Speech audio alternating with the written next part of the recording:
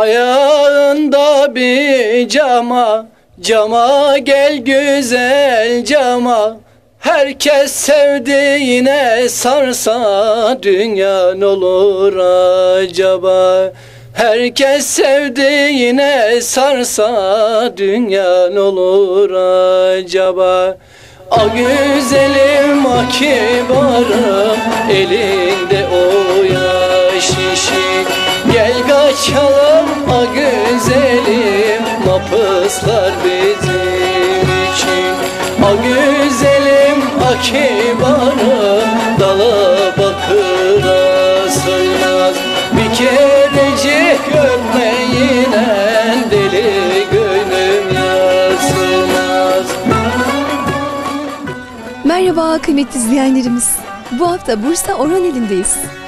27.si düzenlenen Karagöz Kültür Festivali ve Yörük Türkmen Toyunu sizler için ekranlara taşımaya geldik. 3 gün boyunca birbirinden güzel kareleri de sizler için takip edeceğiz. Birazdan başlayacak olan kaymakamlığın önünde protokol konuşmalarının ardından Karagöz anıtına çelenk koyacağız. Ve buna bağlı olarak da sünnet şölenimizin ardından Karagöz piknik alanına hep beraber coşkulu bir şekilde çıkacağız.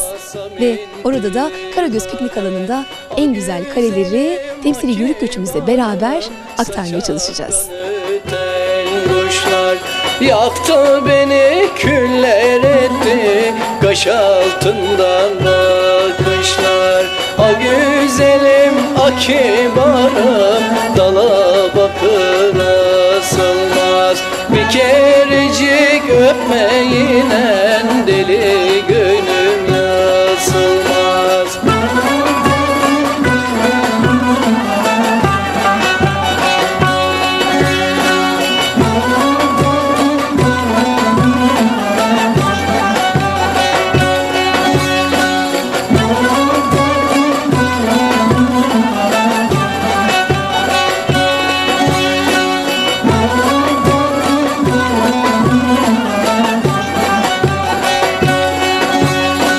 Kiremitte buz musun, gelin misin, kız mısın? Akşam sana varacağım, evde yalnız mısın? Akşam yanına geleceğim, evde yalnız mısın? A güzelim a kibarım, dala bakır asılmaz. Bir kerecik öpmeyinen deli gönlüm yazılmaz. A güzelim a kibarım, saçaktan öten kuşlar. Yaktı beni, küller etti, Bu şenlik tarihte çok şeye önderlik yapmış, tarihte bir kimlik kazanmış ve çok büyük kahramanlıkları olan Orhaneli halkının aynı zamanda tanıtımına yönelik olduğu için 27'sinde biraz daha evrensel, biraz daha uluslararası hale getirdik. Ben şahsım adına gelen herkese teşekkür ediyorum.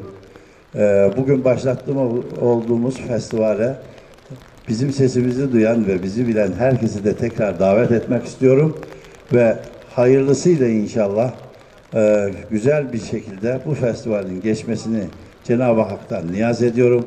Kazasız belasız bir şekilde, güzel bir şekilde rahmetle başlayan festivalimiz geçer diyorum. Eğer müsaadeniz olursa bu yağmurda kimseyi ıslamamak adına protokol yürüyüşümüzü kapalı otoparka kadar gerçekleştirip orada yapılan hazırlıkları beraberce bakarken Kaymakam Bey ve protokol arkadaşlarla biz hızlıca gidip Karagöz'ümüze çelenkimizi koyalım diyorum. Dolayısıyla ben şu anda bize bütün katkı sağlayan Büyükşehir Belediye'mize, Sayın İlçe Kaymakamımıza, sevgili protokola ve Orhaneli Belediyesi'nin tüm ekibine teşekkür ediyorum. Hepinize saygılar sunuyorum. Sağ olun, var olun.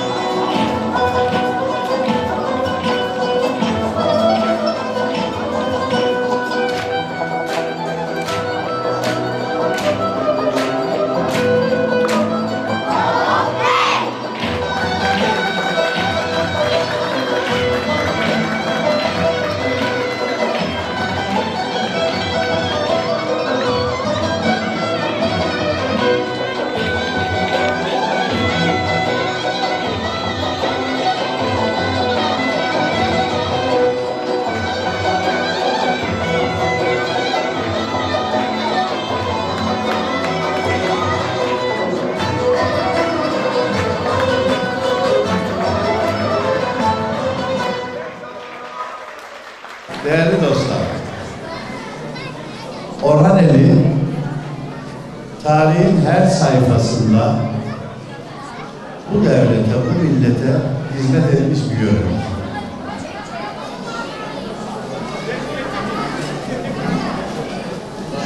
Osmanlı'nın Bursa'ya almadan önceki zamanından bu yana kadar buraya yerleşmiş, 700 yıldan beri burada ikamet eden, Oğuz'un kayı boyu olan Osmanlı torunlarının kültürünü bozmadan yaşamış gelmiş olduğu bölgelerdir bu bölgeler. Cennet Mekan Sultan Abdülhamid Hicaz Demiryolu'nu yaparken devlet birazcık ekonomik olarak elze düşer. O zaman bu yörenin insanı elinde avucunda neyi varsa hepsini toparlayıp devletin yanında olur.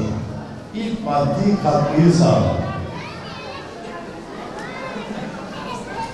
Daha sonra Çanakkale Savaşı'nda o zamanki adıyla Atronos taburu dediğimiz bu yöreye has çocukların oluşturduğu, gençlerimizin oluşturduğu Çanakkale'de Atronos taburu, Çanakkale'de ilk şehit veren taburdur. O taburun tamamı şehit olmuş ve tamamı bu yörenin çocuklarından oluşmuş. Daha sonra gönüllüler de gidince Türkiye'nin en çok Çanakkale'de şehit veren ilçesidir orası.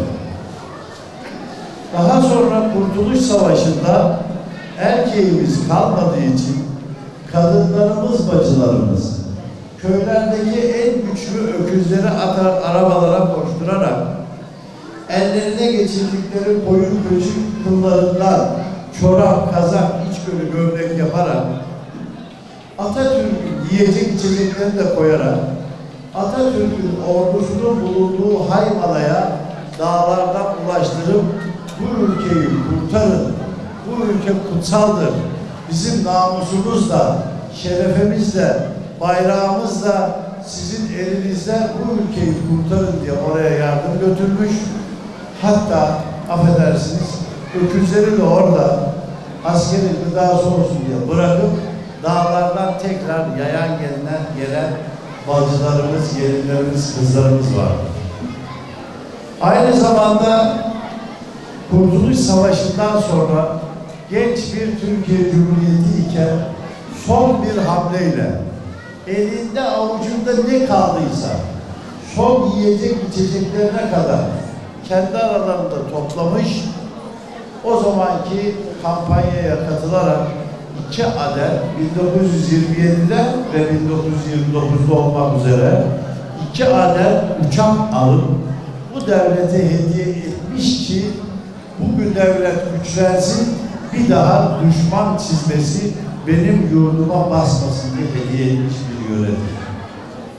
Evet, ben 15.sini yapıyorum. Toplamda 27. Karagöz Kültür Şenliği'ni yapıyoruz. Evet, bu şenliği yaparken bu değerlerimizi ön plana çıkarmamız gerektiğini bildiğimiz için 15 yıldan beri her sene birazcık daha kültürümüzü ortaya koyma gayreti içerisindeyiz. Bizim kültürümüzde, örfümüzde, adetimizde çekilen noktalar vardır. Evet, biz bu yörenin insanı, Yörük Türkmen kültürü olarak devletimizi ve milletimizi, bayrağımızı ve vatanımızı karşılıksız severiz. Ve uğruna her şeyimizi feda ederiz. Bunu da haykırmak için bu şenliklerde kendimize bir zaman ve zemin hazırlıyoruz arkadaşlar. Bunun için bugün açılışını yaptığımız Yörük Türkmen Şenliği'nin aynı zamanda yarınki ayağı kültür alanında olacaktır. Yarın bizim çok önemli misafirlerimiz gelecek. Türkiye'nin ve dünyanın her tarafından misafirlerimiz gelecek. Siz değerli Orhanelilere, Orhaneli hemşehrilerimize, değerli protokola, Orhaneli'de yaşayan herkese yarın ev sahipliği yapmak gerekiyor arkadaşlar. Türk'ün, Yörük Türkmen'in misafirperverliğini ve ev sahipliğini göstermenin yarın canlı örneklerini herkese göstereceğiz inşallah. Yarın gelen misafirlerimizden bazıları Azerbaycan'dan, Türkmenistan'dan, Kırgızistan'dan, Suriye ve Irak Türkmenlerinden, kardeş şehirlerimiz olan Kuklen'den ve bize kardeş şehir olmak üzere Kosova'nın Dragaç ilçesinden belediye başkanı ve meclis üyelerimiz heyetler halinde gelip dün bize teşrif eden Şehircilik ve Çevre eski bakanımız Sayın İdris Güllüce, Türk Dünyası Parlamenterler Birliği Başkanı aynı zamanda ve şu anda Meclis Parlamenterler Birliği Başkanı arkadaşlarımız, Azerbaycan milletvekillerimiz, Azerbaycan askeri erkanından, eski askeri erkanından Bayanpaşa Hanım Hallova gibi birçok misafirimiz yarın aramıza katılacak. Bizlerle beraber olmak için bize söz verdiler. Yarın geliyorlar. Evet, bugün de aramızda misafirimizin bir tanesi var. Sayın Ali Boğa.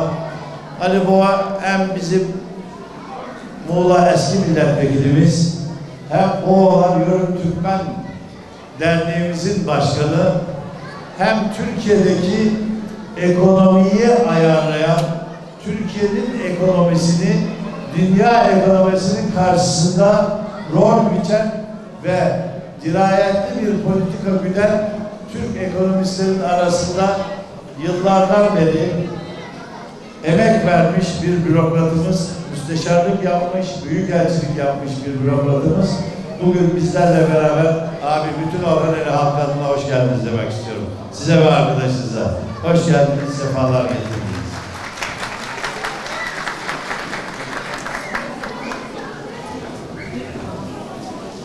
Arkadaşlar, yarın dünyaya haykıracağımız notlar var. Yarın sizlerin de ev sahipliğinde misafirlerimizle beraber dünyaya şunu haykırmak istiyoruz. Ey dünya! Ey dünya üzerinde Türkiye'yi sevmeyen devletler! Ey bizi bu coğrafyada devlet olmamızı tahammül edemeyen eşraf! Ey dünyanın kendini seçkin olarak kabul eden ne kadar batıl fikirler varsa bir araya getirip bizi yok etmek isteyen süper diye kendine adlandıran devletler.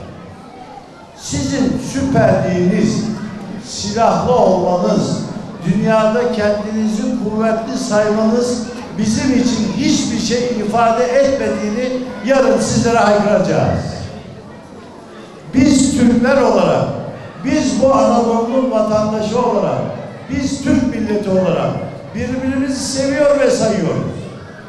Bizi dünya üzerinde hesap ederken sizler bir yanlışlık yapıyorsunuz. Bizleri matematik, fizik, coğrafya ilimleriyle tartıyorsunuz. Sakın bizi onlarla tartmayın. Türkler bu ölçüye sığmaz çünkü. Türklerin bu ölçüye sığmadığını tarihte size 1000 defa gösterdik. Gene bu zamanda, bu yüzyılda göstermek istiyoruz, göstereceğiz. Biz Kürşat diye bir yiğit 40 tane çerisiyle Çin sarayına saldırmış bir ahvalin çocukları, torunlarıyız. Biz dün Malazgirt'te 43.000 kişiyle 300.000 kişilik orduyu yenmiş bir evladın çocuklarıyız, torunlarıyız. Bizi iyi hesap edin. Çanakkale'de dün karşımıza çıktınız. Dünyanın bütün süper devletleri bizim bileğimizi bükemediniz, bükemezsiniz. Çünkü bizde Allah'ın yardımı ve iman kuvveti var. Bileğimizin ve gönlümüzün kuvveti buradan geliyor. Siz bunların hesabını bilmezsiniz. Sizin matematikleriniz, sizin hesap makinelerinizde o tuş yok. Evet, biz Türk milleti olarak dün Malazgirt'te karşımızda olanlarla, Çanakkale'de karşımızda olanlarla, Kurtuluş Savaşı'nda karşımızda olanlarla 15 Temmuz'da da gene savaştık. Ve bugün başka sebeplerle, başka enstrümanlarla üzerimize gene geliyorsunuz. Ama ne kadar gelirseniz gelin, tarihte siz bunu çok denediniz. Kaç defa Haçlı Savaşı yaptıysanız, tarih kalemleri yazmaya yetiştiremedi ama hiçbirinde başarılı olamadınız. Şu 1000 yıllık tarihi, yakın tarih dediğimiz 1000 yıllık tarihte 700 yıl 3 kıtaya imparatorluk yapmış olan bir neslin evlatları olarak şu Anadolu'nun köşesinde 100 yıl kadar bir dinlenelim dedik. Bir kendimize gelelim. Çok savaş yaptık. Biraz dinlenelim dedik. Tahammül edemediniz bizim burada dinlenmemize. Bir avuç toprağın üzerinde dinlenmemize tahammül edemediniz. Dürterken bizi uyandırdınız ey dünya. Şimdi biz uyandık. Kendimize geldik. Artık size ihtiyacımız yok. Silahımızı da yapıyoruz. İlmimizi de büyütüyoruz. Ekonomimizi de büyütüyoruz. Toplumumuzla boy ölçüşecek hale geldik elhamdülillah. Allah'ın izniyle bu tarih görecektir. Tarih sayfalarına geçeceğiz. 21. yüzyıl Türk yüzyılı olacak. Bunu biz ispat edeceğiz. Siz de yazacaksınız. Yarın vereceğimiz mesajlardan önemli bir tanesi de bu arkadaşlar. Bu mesajı vermek için verecek ekibe bugün akşamdan gelecekler, yarın bizde olacaklar. Ev sahipliği yapmak için de sizden yardım bekliyoruz, ilgi bekliyoruz. Ben bu duygularla, hava bozuk, hepimiz ıslandık. hepimiz güzel bir başlangıç yaptık bu otoparkımızda. Geldiğiniz için hepinize teşekkür ediyoruz. Bugün öğleden sonra yavrularımızın sünnet merasimi olacak. Sünnetleri gerçekleşti hepsi. Cuma namazından hemen sonra Mevlüt ve Mehter konserleriyle devam edecek. Yarın saat 11'de Yörük göçüyle başlayacak olan programımız akşam 6'ya kadar aşağıda Karagöz piknik alanında, 6'dan sonra 7'de de Orhaneli'nin 9 Eylül meydanındaki, yarın hava açıyor öğleden sonra, bugün öğleden sonra açıyor. Orada halk konseri vererek yarını tamamlayacağız. Yarından sonra da profesyonel olarak hazırlandığımız resmi açılışımız ve ulusal sanatçılarımız halkımızla beraber olacak. Ben hepinize tekrar geldiğiniz için teşekkür ediyorum. Hepinize saygı ve sevgilerimi sunuyorum. Sağ olun, var olun efendim.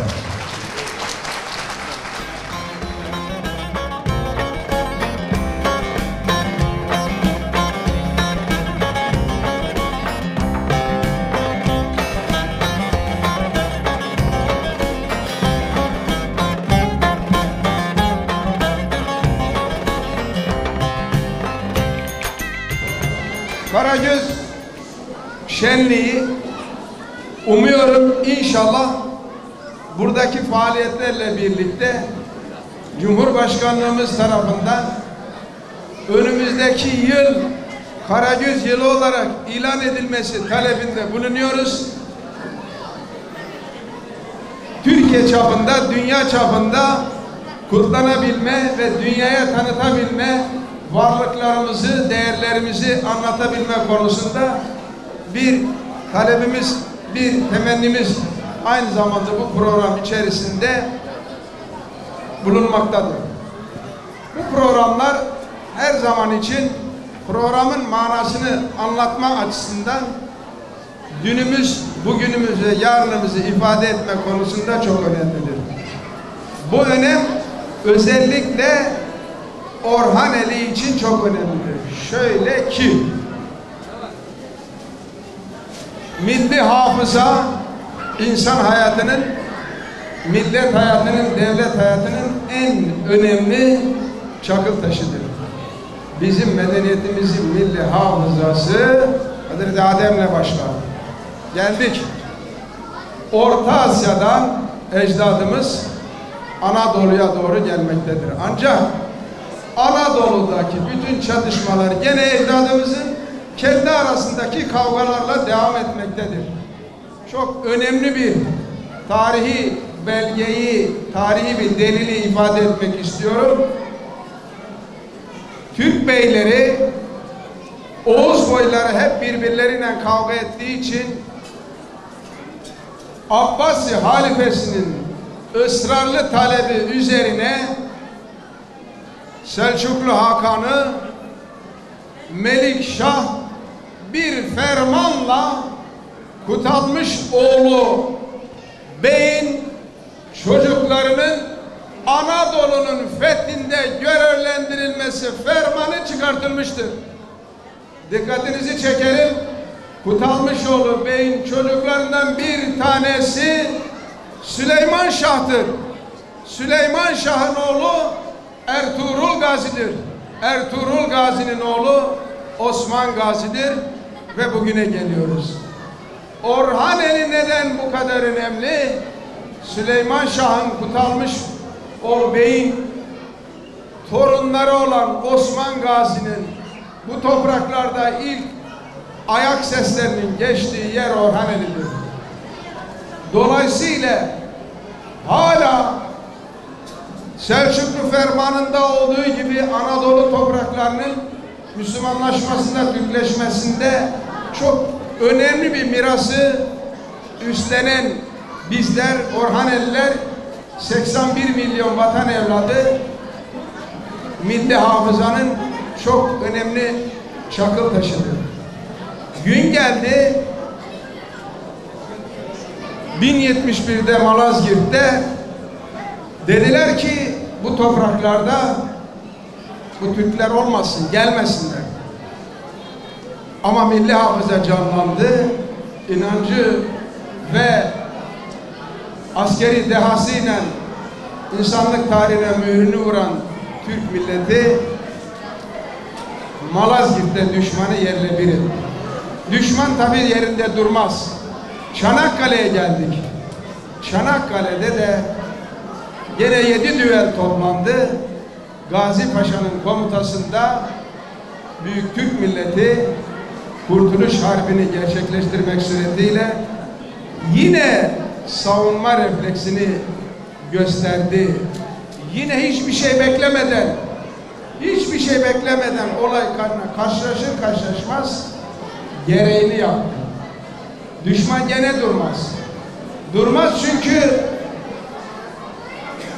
bu topraklarda Süleyman Şah'ın Kutalmış Bey, Kayı Beylerinin egemenliğini ortadan kaldırmak için yeniden bir düşman ihdas ettiler. Elebaşı İmralı'daki Abdullah Öcalan'ın olduğu PKK, PYD, YPG gibi terör örgütleri ülkemizin üzerine musallat edildi. Onlara karşı da milli hafıza canlı oldu ve onlar da yerle bir ediliyor. Tarihin çöplüğüne Allah'ın izniyle gömülecektir. Gün geldi gene durmadılar. 15 Temmuz'da elebaşı Pensilvanya'daki terörist başı Fethullah Gülen'in olduğu FETÖ terör örgütü aynen Alparslan'a saldıran güçlerde olduğu gibi aynen Çanakkale'de üzerimize saldıran düşmanın olduğu gibi aynı düşmanın aynı tetikçileri olarak bize saldırdılar. Ama milli hafızamız 1400 yıllık medeniyetin 2200 yıllık devlet geleneğinin milli hafızası FETÖ terör örgütünü de tarihin çöplüğüne gömmüştür.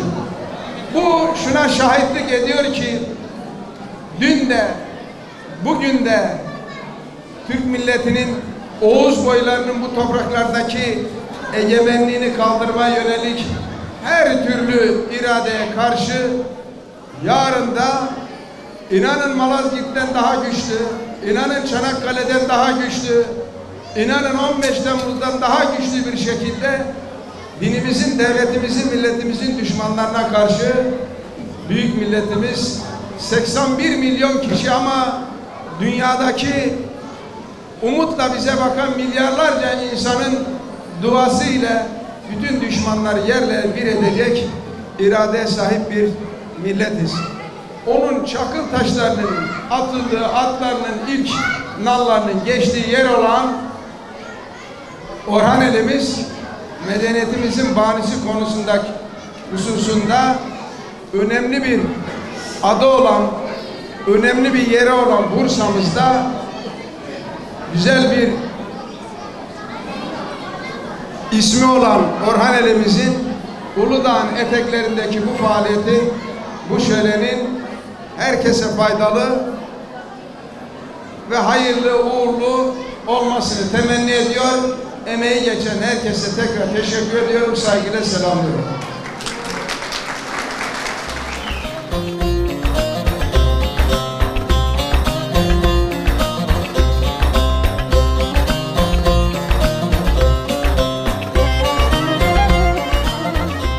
Bugün buraya belediye başkanımız Sayın İrfan Tatlıoğlu'nun davetlisi olarak geldim.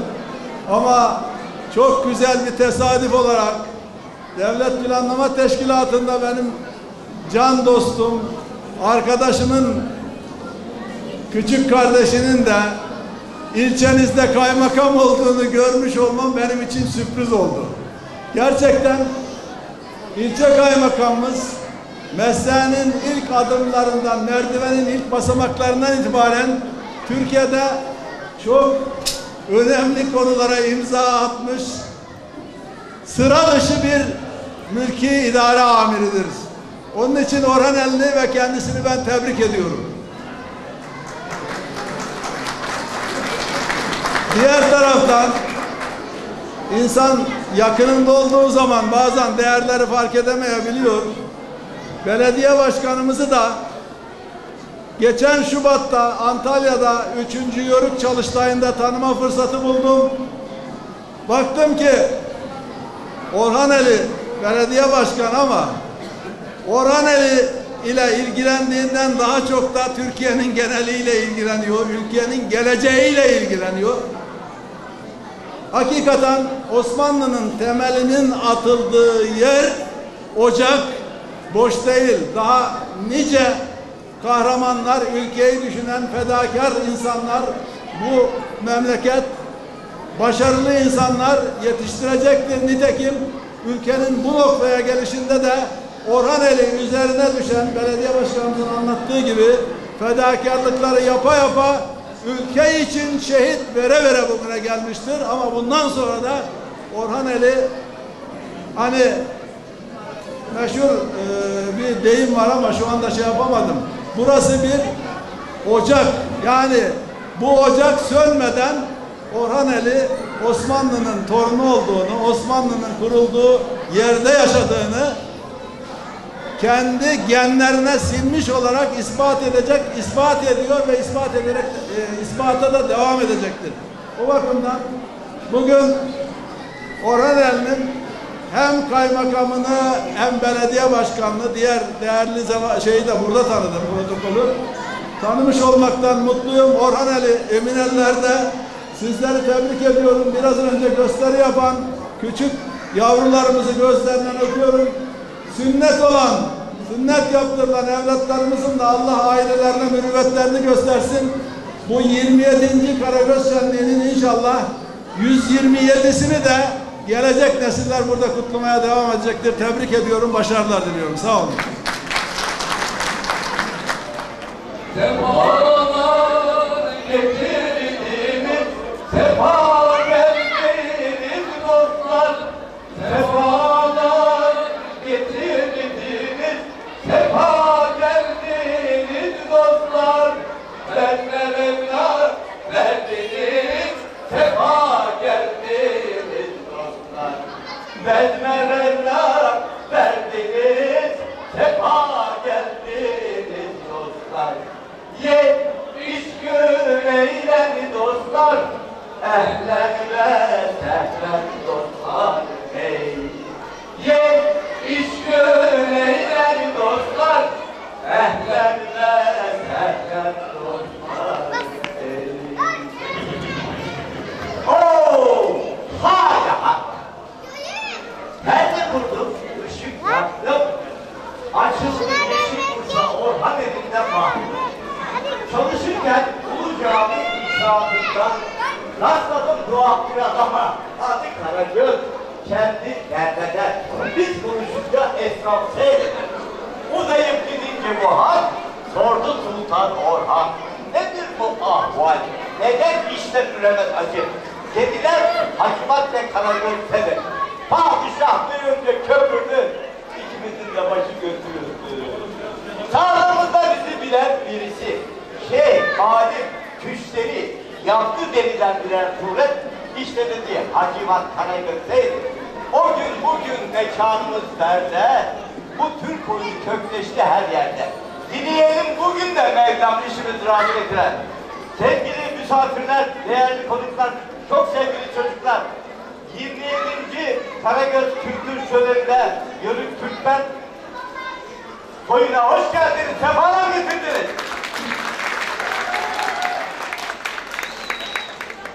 Aman efendim, demem o demek değil. Ben deniz hakim konumuz Hakimat Çelebi. Geldim Sivri'nin meydana bir arkadaş aramaya. Ne olurdu benim de bir arkadaşım olsaydı. Şöyle en iyi düzgün sohbeti tatlı. Hoş geldin, hoş geldin. Bir yari kafadan olsa. Kafanlarla dolaşmadım ya bu.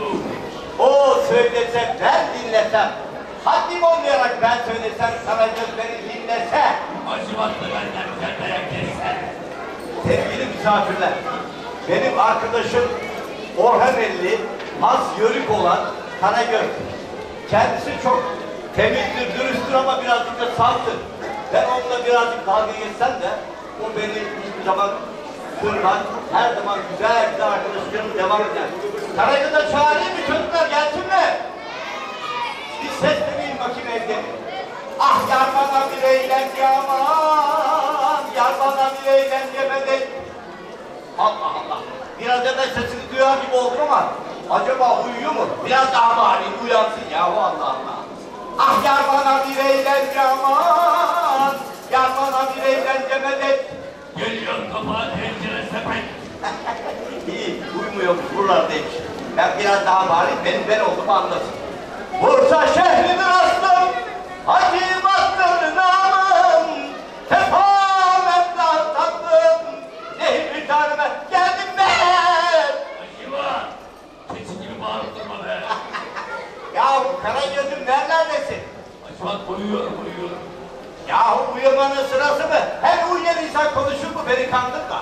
Acıma sana ne kaldı? Allah Allah uyuyorum işte. Karagöz'üm sen uyumuyorsun, beni kandırma, gel yanıma. Gelmiyorum. Yahu sen gelmezsen bak bu oyun böyle olmaz. Bak misafirler var, konuklarımız var. Hadi. Sağ ol lan geliyorum acıma. Ah gel bana bir eğlence, aman gel bana bir eğlence. Geliyor kapağı. Şimdi tencere. Hadi Karagöz'üm geç kalma, çabuk gel. Patlama geliyorum. Yahu hadi giyin gel, evde uyuyun. Yahu pantolonumu giyiyorum. Canım pantolonunu çabuk giy Allah aşkına. Ya acele ettirdin. Bak yanlışlıkla kafama geçirmişim ya Allah Allah. Ya kafana geçirme, ayağına geçirecek. Neyse ayakkabılarını falan çabuk giy gel. Tamam geliyorum. Giydin mi ayakkabılarını? Giyiyorum acıma Hadi patlama. giy hadi bakalım. Ya acele ettirme ya Allah Allah. Ya çabuk geç kaldık Allah Allah. Bak yine acele ettirdim. Bu sefer ayaklarımı yerine bulma sokmuşum. Neyse elini ayağını ol. Hadi Karagöz'üm gel. Geldim acıma. Bak. Ne bağırıyorsun be? Bu belli. Kaçırır. Acıma ne bağırıyorsun? Ya Karagöz'üm bağırmıyorum. Bak buraya niye geldik biliyor musun? Niye geldin acıma? Yahu 27. Karagöz Kültür Festivali'nin için geldik buraya. Biliyorum. Bak senin adını taşıyor. Sen olmazsan festival olur mu? Ya acıma. Belediye başkanımız beni çağırdı. Seni neyi çağırdı? Allah Allah. Sen niye geldin buraya? Ya ben de senin arkadaşım ya, ben de şaşırmadan dedim madem beni çağırmadılar, ben de dedim Karagöz'ün arkadaşım bir arada kaynadım. Ya buraya yapın öyle sıra seni gidip maymuslarla seni. Ya vurma elleri yapıyoruz. Gel vurma acıma. Karagöz'üm bana vurmaya hakkınız yok. Sen de bu turnadan bunlar çok. Ya Rabbi çok şükür. Karagöz'üm sen hiç utanma arlanma yok, ben beni dövüyorsun yahu. Vardı sattım acıma ne diyorsun be? Yahu iyi sattın. Allah Allah. Acıma. Ne iş yaptın sen beni buraya? Yahu Karagöz'üm sen ben niye çağırdın biliyor musun? Bir kere dur bakayım. Adım gelmişken ben biraz seni kıldırmam lazım. Sen şimdi buraya geldin mi geldin mi onu söyle. Ya hem beni görüyorsun, hem geldin mi gelmedin mi diye soruyorsun. Beni de alay ediyorsun be. Ya alay etmiyorum da gözlerini iyi görmüyor herhalde. Sen şimdi doğruyu söyle, geldin mi geldin? Çocuklar, bu acıma kafayı mı şimdi ya? Beni görmüyor mu adam ya? Allah Allah. Ya buradayım Geldin acıma. mi diye soruyorum ben sana. Geldim acıma, geldim. Ha! Söylesene böyle, hoş geldin Karagöz Kabak. Gel bak, ya buraya ayırma kafamı ıslatacak. Benim önüme koysunlar bir tabak dolma kabak. Oo. Senin elini kolunu bağlasınlar, ben yiyeyim sen seyre bak. Hoş bulduk acıma bana bak. Senin gibi adama derler, parmalar. Ne yapayım, üzüm mü, et mi ben alıp? Kabak yerine benden gelmişsin hala. Dayak başı var. Haklısın Karagöz'üm, seni çok kızdırdım Evet. aslında ya. Karagöz'üm, maşallah bu sene 27.'si düzenlenen Karagöz Kültür Şöleni'ne, Evet. Türkmen Şöleni'ne çok güzel bir başlangıç yaptık. Evet, bereketli bir başlangıç oldu. Bugün de çok güzel yağmurlu bir bereketli bir açılış oldu. Evet. İnşallah 3 gün boyunca hep beraber sen başta olmak İnşallah, üzere inşallah. değerli Mülkiye Erkanımız, değerli Orhan Evli hemşehrilerimiz ve çok sevgili çocuklar bizlerle beraber Hadiseler inşallah. daha nice yıllar yaşatırız. Evet. Bu arada sünnet çocuklarımıza da hayırlı uğurlu olsun inşallah. Allah devamını erdirsin. Amin. Evlendirmeleri de göstersin inşallah efendim. Aman Karagöz'üm nedir bu işler? Kovalasın senin geyiklerle keşişler. Yine yaptın yapacağını. Yıktın perdeyi eyledin viran. Varayım sahibine haber vereyim hemen. Sen gidersin de beni buna bağlamazlar. Yok canım çivisini hiç çakmam. Hadi bana eyvallah. Sevgili misafirler, değerli Orhan Elalcı, burada oyunumuz yavaş yavaş sona ererken her ne kadar sürçülisan ettik saflılar, Günleriniz aydınlık, festivalimiz hayırlı uğurlu ola. Hayırlı olsun efendim. إذا السماء انفطرت وإذا الكواكب انتثرت وإذا البحار فجرت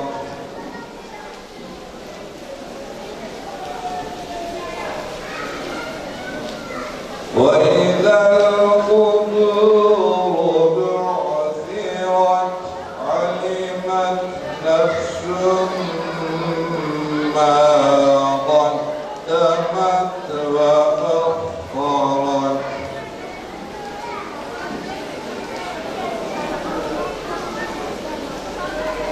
يا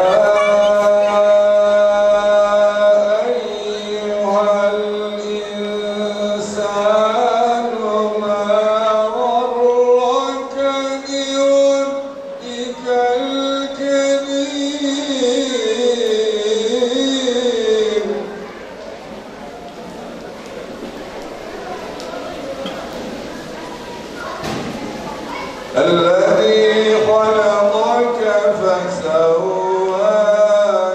فعدلك في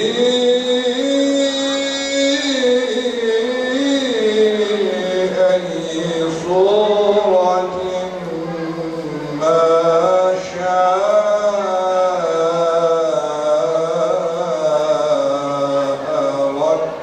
ركبك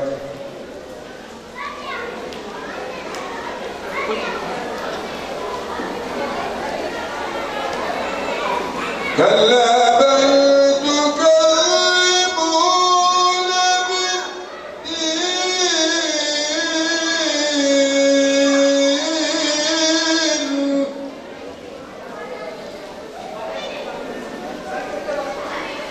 وإن عليكم لحافظين كراما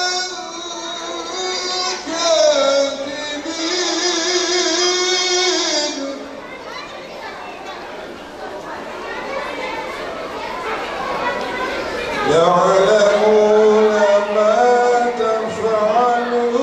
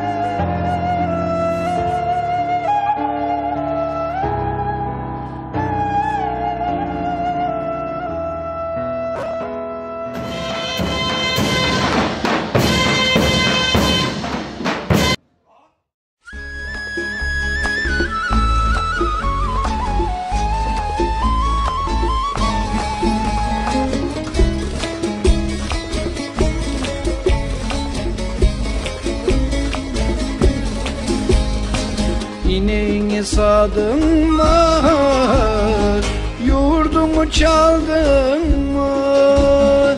Bir kaşıcık amadan gavur gelip mahalleye yaydın mı? Bir kaşıcık amadan gavur gelip mahalleye yaydın mı? İnek de benim, yayık da benim, Öperim kokarım sarılır yatarım, kayınlam kayam mı benim? Öperim kokarım sarılır yatarım, kayınlam kayam mı benim? Kıymetli izleyenlerimiz, Karagöz Piknik Alanı'na geldik. 27.si düzenlenen Karagöz Kültür Şenlikleri ve Yörük Türkmen Toyu başlamak üzere, son hazırlıklar tamamlandı. Programımıza ilk olarak da Yörük göçüyle başlayacağız. Bizler de alanda bu güzel kareleri aktarmaya devam ediyoruz efendim. Kayınlalar ölür mü? Kayınlayı döven gelin mahallede ölür mü? Kayınlayı döven gelin mahallede ölür mü? Kayınla da benim, kızı da benim. Öperim kokarım sarılır yatarım, kayınlam kayam mı benim? Öperim kokarım sarılır yatarım, kayınlam kayam mı benim? Öperim kokarım sarılır yatarım, kayınlam kayam mı benim? Kıymetli izleyenlerimiz, alanda dolaşmaya devam ediyoruz. Türkiye'nin çeşitli bölgelerinden katılan dernek başkanlarımız var. Hemen bir yakalamışken soralım bakalım nereden gelmişler. Efendim hoş geldiniz, tanıyabilir miyiz sizi? Sağ olun, çok sağ olun, Allah razı olsun. Ben Şanlıurfa Sürüç Yörük Türkmen Danışma Dernek Başkanıyım. Biz buradan, bize her şenliğimizde buraya geldi. Biz kendi için şeref biliyoruz. Böyle akrabalarla kavuşmak, böyle konuşmak çok hoşumuza gidiyor. Biz ta 1200 kilometre yol teptik, buraya geldik. Evet, tabii. İlk defa mı geliyorsunuz efendim? İlk defa mı geliyorsunuz? Yalnız buraya ben ilk defa gidiyorum ama Söğüt'e çok gittim ben. Bursa'ya, Ankara, her tarafa gidip yalnız ben Orhaniye'yle ilk defa geliyorum. Nasıl buldunuz efendim? Çok güzel. Bu atmosfere bak, bu havaya bak, bu bilete çok güzel. Çok sevdim. En güzeli de aslında birlik ve beraberlik Sayın Başkanım, değil mi? Tabii. Bu beraberlik hiçbir şeyin değeri yok yani. Her şey sevindirici bir şey yani. Sağ olun, Allah razı olsun.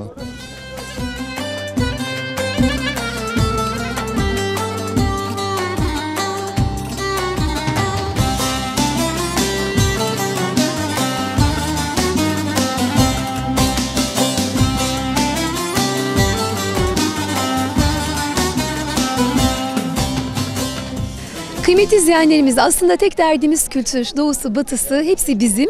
Şimdi Konya ekibi yanımızda. Konya Yörük İl Bey'ine hemen bir mikrofon uzatalım istiyoruz. Efendim hoş geldiniz, tanıyabilir miyiz sizi? Hoş bulduk. Tuncay Özkan, Konya Yörük İl Bey'iyim. Bu tertibi düzenleyen İrfan Başkanımıza teşekkür ediyoruz. Kültürümüzü yaşattığı için. Bütün illerde bu kültürü yaşatmak için herkesin elini taşın altına koyması ve içtenlikle buraya katılım sağlanması lazım. Burada da bu katılım sağlanmış. Kendilerine çok teşekkür ediyorum. Darısı Konya'nın başına diyelim inşallah. Tabii ki Konya'dan gelirken aslında hem kültürünüzle geldiniz hem de Mevlana'nın o güzel selamıyla geldiğinizi düşünüyoruz. Onun dışında neler söylemek istersiniz efendim? Gönül şehrinden. Gönül şehrinden birliği, beraberliği, dostluğu getirmeye çalıştık. Herkes onun için burada. İnşallah bütün Türkiye bu birlik, beraberliği sağlar. Yörüklerimizde daha güzel ortamlarda kültürümüzü yaşatırlar. Teşekkür ediyorum. Teşekkür ederiz. Efendim merhaba. Sizi tanıyalım. Ben Yusuf Yılmaz, Konya Yörük ve Türkmenler Dernek Başkanıyım. Aynı zamanda da Türkiye Türk Dünyası Yörük Türkmen Birliği'nin başkan yardımcısıyım. Efendim bizde Yörük'te bir adet vardır. Islık çalınca onu davet kabul ederiz. O ıslık üzerine geldik. Akrabalarla, eşle, dostlarla geçmişten geleceğe bir yön tuttuk. Torunlarımla yanıma getirdim. Onlar bu yaşta başlasın diye. İhtiyacımız var. Geçmişten gelecek olan neslimize güzel şeyler bırakma adına ülkenin her biri yanına geldik, kucaklaştık. Büyüklerimizin bir sözü vardır. Ailede anne baba arasında huzur varsa ailede de huzur var. Ailede huzur varsa o yerdeki mekanda, mahallede de huzur var. Beldede huzur varsa ülkenin geneline yayılır diye. Biz huzuru çekirdekten sağlama adına buralara geldik. İnşallah Rabbim bizler muvaffak eder. Ülkemin buna çok ihtiyacı var. Çok teşekkür ediyoruz. Hemen şöyle geçiyoruz efendim. Sizler de hoş geldiniz. Tanıyabilir miyiz? Osman Kılcı, Türk Dünyası Yörük Türkmen Birliği Aksakallılar Meclis üyesiyim. Kara çadır önünde yanan bir ateşi gördüğümüz zaman biz Yörükler o ateşi harlamak için, daha uzaklardan görülmesi, birlik beraberliğin sağlanması için Bursa Orhaneli şenliklerindeyiz. Emeğe geçenlere teşekkür ediyoruz.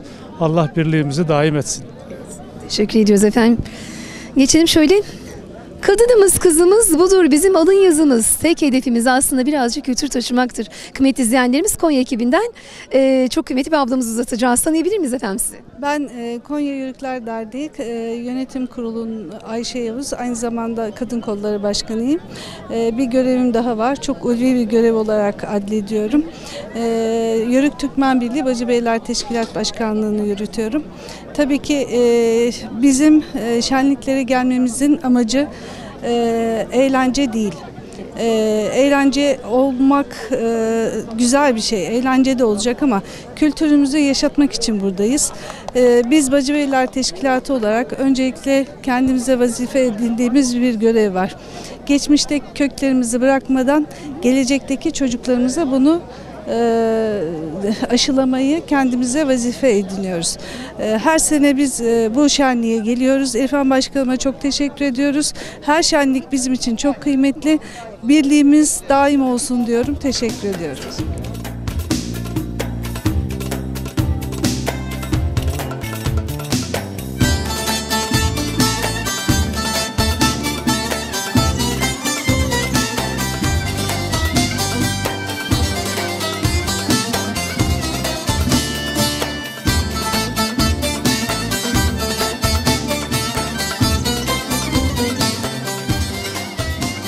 Kıymetli izleyenlerimiz, 27.si düzenlenen Karagöz Kültür Etkinlikleri ve Yörük Türkmen Toyu'nda temsili göçümüz başladı. Hep beraber alana al bayrağımız eşliğinde yürüyoruz efendim.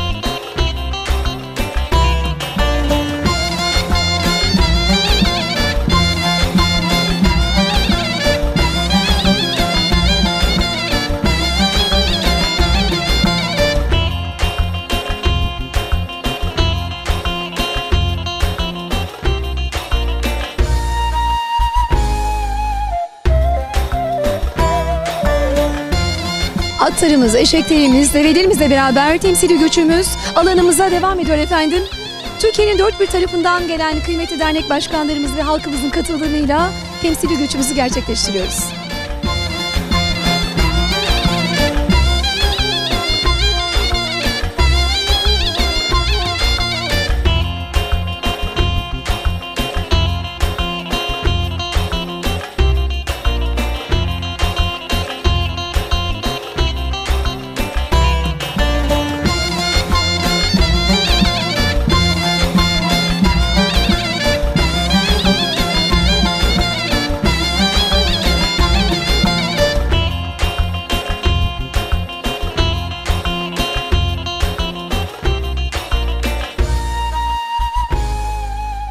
Temsili göçümüzde şu an Türkiye Türk Dünyası Yörük Türkmen Birliği geçişini gerçekleştiriyor. Hayırlı olsun toyumuz efendim.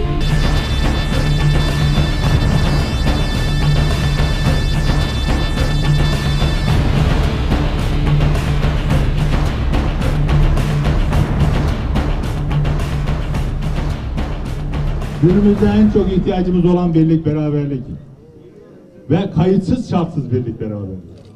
Hiçbir mazeretsiz birlik, beraberlik. Onun için de bugün burada biz ülkemizin ve yurt dışından birçok misafirlerimizle bu programı gerçekleştirmiş bulunmaktayız.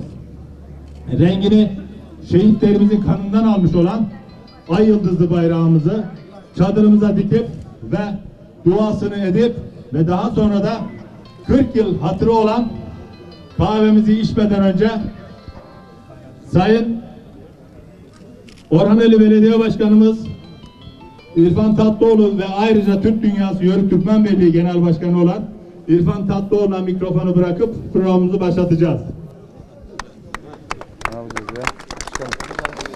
Başkanım buraya geçeceğiz ya. Sayın Bakanım, Sayın Valim, Sayın Kaymakamım, çok kıymetli dostlarım. Değerli bu bayrağın, bu ülkenin sevdalıları. Bu seremoniyi hoş geldiniz, sefalar getirdiniz. İyi ki varsınız. Ben Genel Başkan Yardımcım Toroslar Yörük Türkmen Federasyon Başkanı Mustafa Bey'e bu organizasyonu ekibiyle beraber yapmak için ta Antalya'dan, Isparta'dan, Burdur'dan ekibi toplayıp buraya getirdiği için huzurunuzda teşekkür etmek istiyorum. Ama şimdi bu seremonide çadırı kurup ilk bizim ecdadımız hep öyle yapmış. Çadırı kurup ilk bayrağı dikmek. Şimdi ben bu ilk bayrağı dikmeden önce Niyazi abim oradaysa, Niyazi Çapa abimi buraya kadar çağırıp Sayın Bakanıma bir kişiye keyfiye takmasını ve keyfiyenin manasını söylemesini rica ediyorum. Çok önemli çünkü tam zamanı Sayın Bakanım. Bir de bu bayrağı dikerken özellikle rica ediyorum, çok yoğun ilgi var, hepinize teşekkür ediyorum ama Urfa'dan gelen, Diyarbakır'dan gelen, Antep'ten gelen, İzmir'den gelen il beylerimle beraber, her ilden gelen il başkanlarımızla beraber, dışarıdan gelen, Kosova'dan gelen belediye başkanımızı, Azerbaycan dernek başkanımızı, yani Türkiye dışından gelen devlet temsilcileriyle beraber bu al bayrağı dikmek istiyoruz. Bu seremoniyi Sayın Bakanımız ve Valimiz, Kaymakamımızla beraber o arkadaşlarla beraber dikmek istiyorum ama Niyazi abi önce buraya davet ediyorum ve keyfiyenin rengini ve nereden geldiğini Sayın Bakanım müsaade ederseniz o çok güzel anlatıyor. Sayın Genel Başkanım dua buyuralım. Hemen geliyorum. Peki. Ya Allah, Bismillah. Ol deyince olduran, gönülleri imanla dolduran Cenab-ı Allah'ın 99 adıyla, Rahman ve Rahim olan Allah'ın adıyla, Oğuz Atam'ın yiğit evlatları, aksakallarım, bacı beylerim, delikanlarım, değerli konuklarım, bugün yapmış olduğumuz, başladığımız toyumuzun hayırlı, uğurlu olmasını Cenab-ı Allah'tan niyaz ediyorum. Toyumuzda yapmış olduğumuz bütün ecdadı anan dualarımızın kabul olmasını Allah'tan niyaz ediyorum.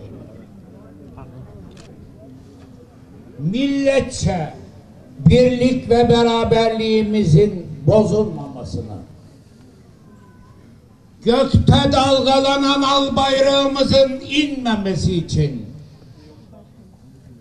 ecdat yadigarı aziz vatanımız bölünmesin diye, minarelerden ezanı Muhammed'i dinmesin diye, canını veren, kanını veren şehitlerimizi Cenab-ı Allah yüce peygamberimize komşu eylesin inşallah.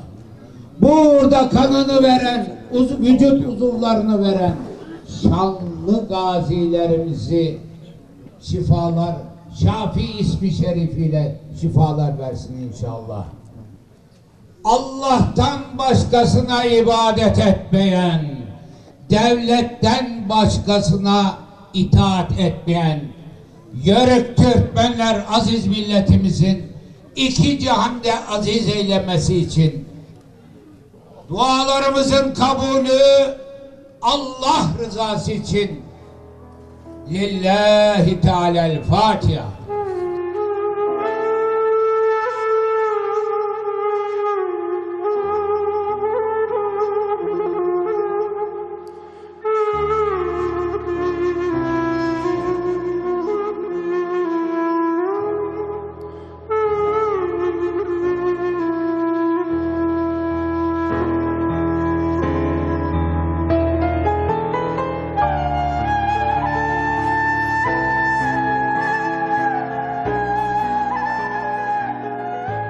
Şu anda elimde gördüğünüz bu renkli kumaşın mazisini alıverseler olur aslında ya. Bunun adı poçu, puçu, puçu değil. Bunun bizimle alakası yok. 1000 yıllık bir tarihi var. Nedir bu? 1071'de Malazgirt zaferiyle açılan kapıdan, daha serbest olan bu kapıdan ecdadımız Orta Asya'dan Anadolu'ya gelmekte. Yolda çeşitli gruplar var, çeşitli tehlikeler var. Kervanlar birbirlerini tanıyamıyorlar. Bunu Orta Asya'ya bilgi veriyorlar. Diyorlar ki bizim sıkıntımız şu, yolda birbirimizi, kervanları uzaktan görünce tanıyamıyoruz. Buna bir çare düşünün diyorlar. Böyle bir yaz gününde yağmur yağıyor, Karaçadır'da yaşlı aksakallarımız toplanıyorlar, çare düşünüyorlar. O anda yağmur diniyor, gökte aleyhim sema, semadaki alem, gök kuşağı oluşuyor. Yaşlı dedelerimizden birisi diyor ki, işte ben buldum. Çıplak gözle bu kadar uzaktan görebildiğimiz bu renkleri karada da çıplak gözle uzaktan baktığımızda bu renklerden birbirimizi tanırız diyorlar. Derhal gökkuşağının renginde kumaşlar dokunuyor. İlk çıkan kervanın başına bu takılacak. Hoca Efendi geliyor, gelen kervan, ilk çıkacak kervanın başındaki yiğitin omuzlarına takmadan evvel bir dua ediyor. Temennide bulunuyor ve renklerinde anlamlarını söylüyor. Unutma, Anadolu'ya vardın, toprağını aldın, üzerine al bayrağımızı dikeceksiniz. O zaman da Oğuz soyunun harp zamanında rengi, flamasının, bayrağının rengi kırmızı, al yani, sulh zamanında turkuaz. Onun yanında beyaz renk. Beyaz renk Türk'ün Anadolu'ya vardığında temizliğinin ifadesidir. Duruluğunun ifadesidir. Tertemiz olacaksın. Onun yanında yeşil renk. Yeşil renk imanımızı, muradımızı, yani İslam'ı temsil ediyor. O bayrak altında tertemiz İslam'ı yaşayacaksın. Onun yanında mor renk. Sevgi ve hoşgörünün timsali olsun. Birlik, beraberlik, kardeşlik içerisinde, sevgi ve hoşgörü içinde yaşayasınız. Sonuncu olarak sarı renk. Sarı renk buğday başağının simgesi. Bolluk ve bereketin simgesi. Bolluk içinde Anadolu'da yaşayın diyor. Ben de diyorum ki al bayrağımız altında, Anadolu'muzda tertemiz İslam'ı yaşayarak affedici, hoşgörücü, sevgi içerisinde, bolluk ve bereket içerisinde geçsin istiyorum. Ben bu bolluk ve bereketi sadece Orhan elimize değil, Bursa'mıza değil, 81 ilimize vermesini Allah'tan niyaz ediyorum. Yetmedi, Adriyatik'ten Çin Seddi'ne kadar bu coğrafyada yaşayan 350 milyon Türk'ün evlerine, hanetlerine bu bolluk ve bereketi versin Cenab-ı Allah diyor. Saygıyla, hürmetle Sayın Genel Başkanım, bakanımızın omuzlarına takacaklar.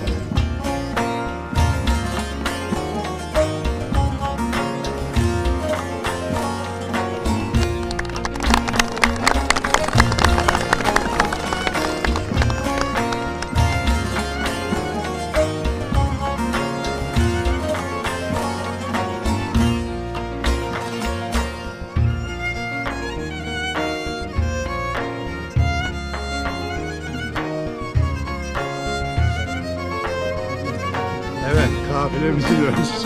Sayın Bakanımıza. Bayram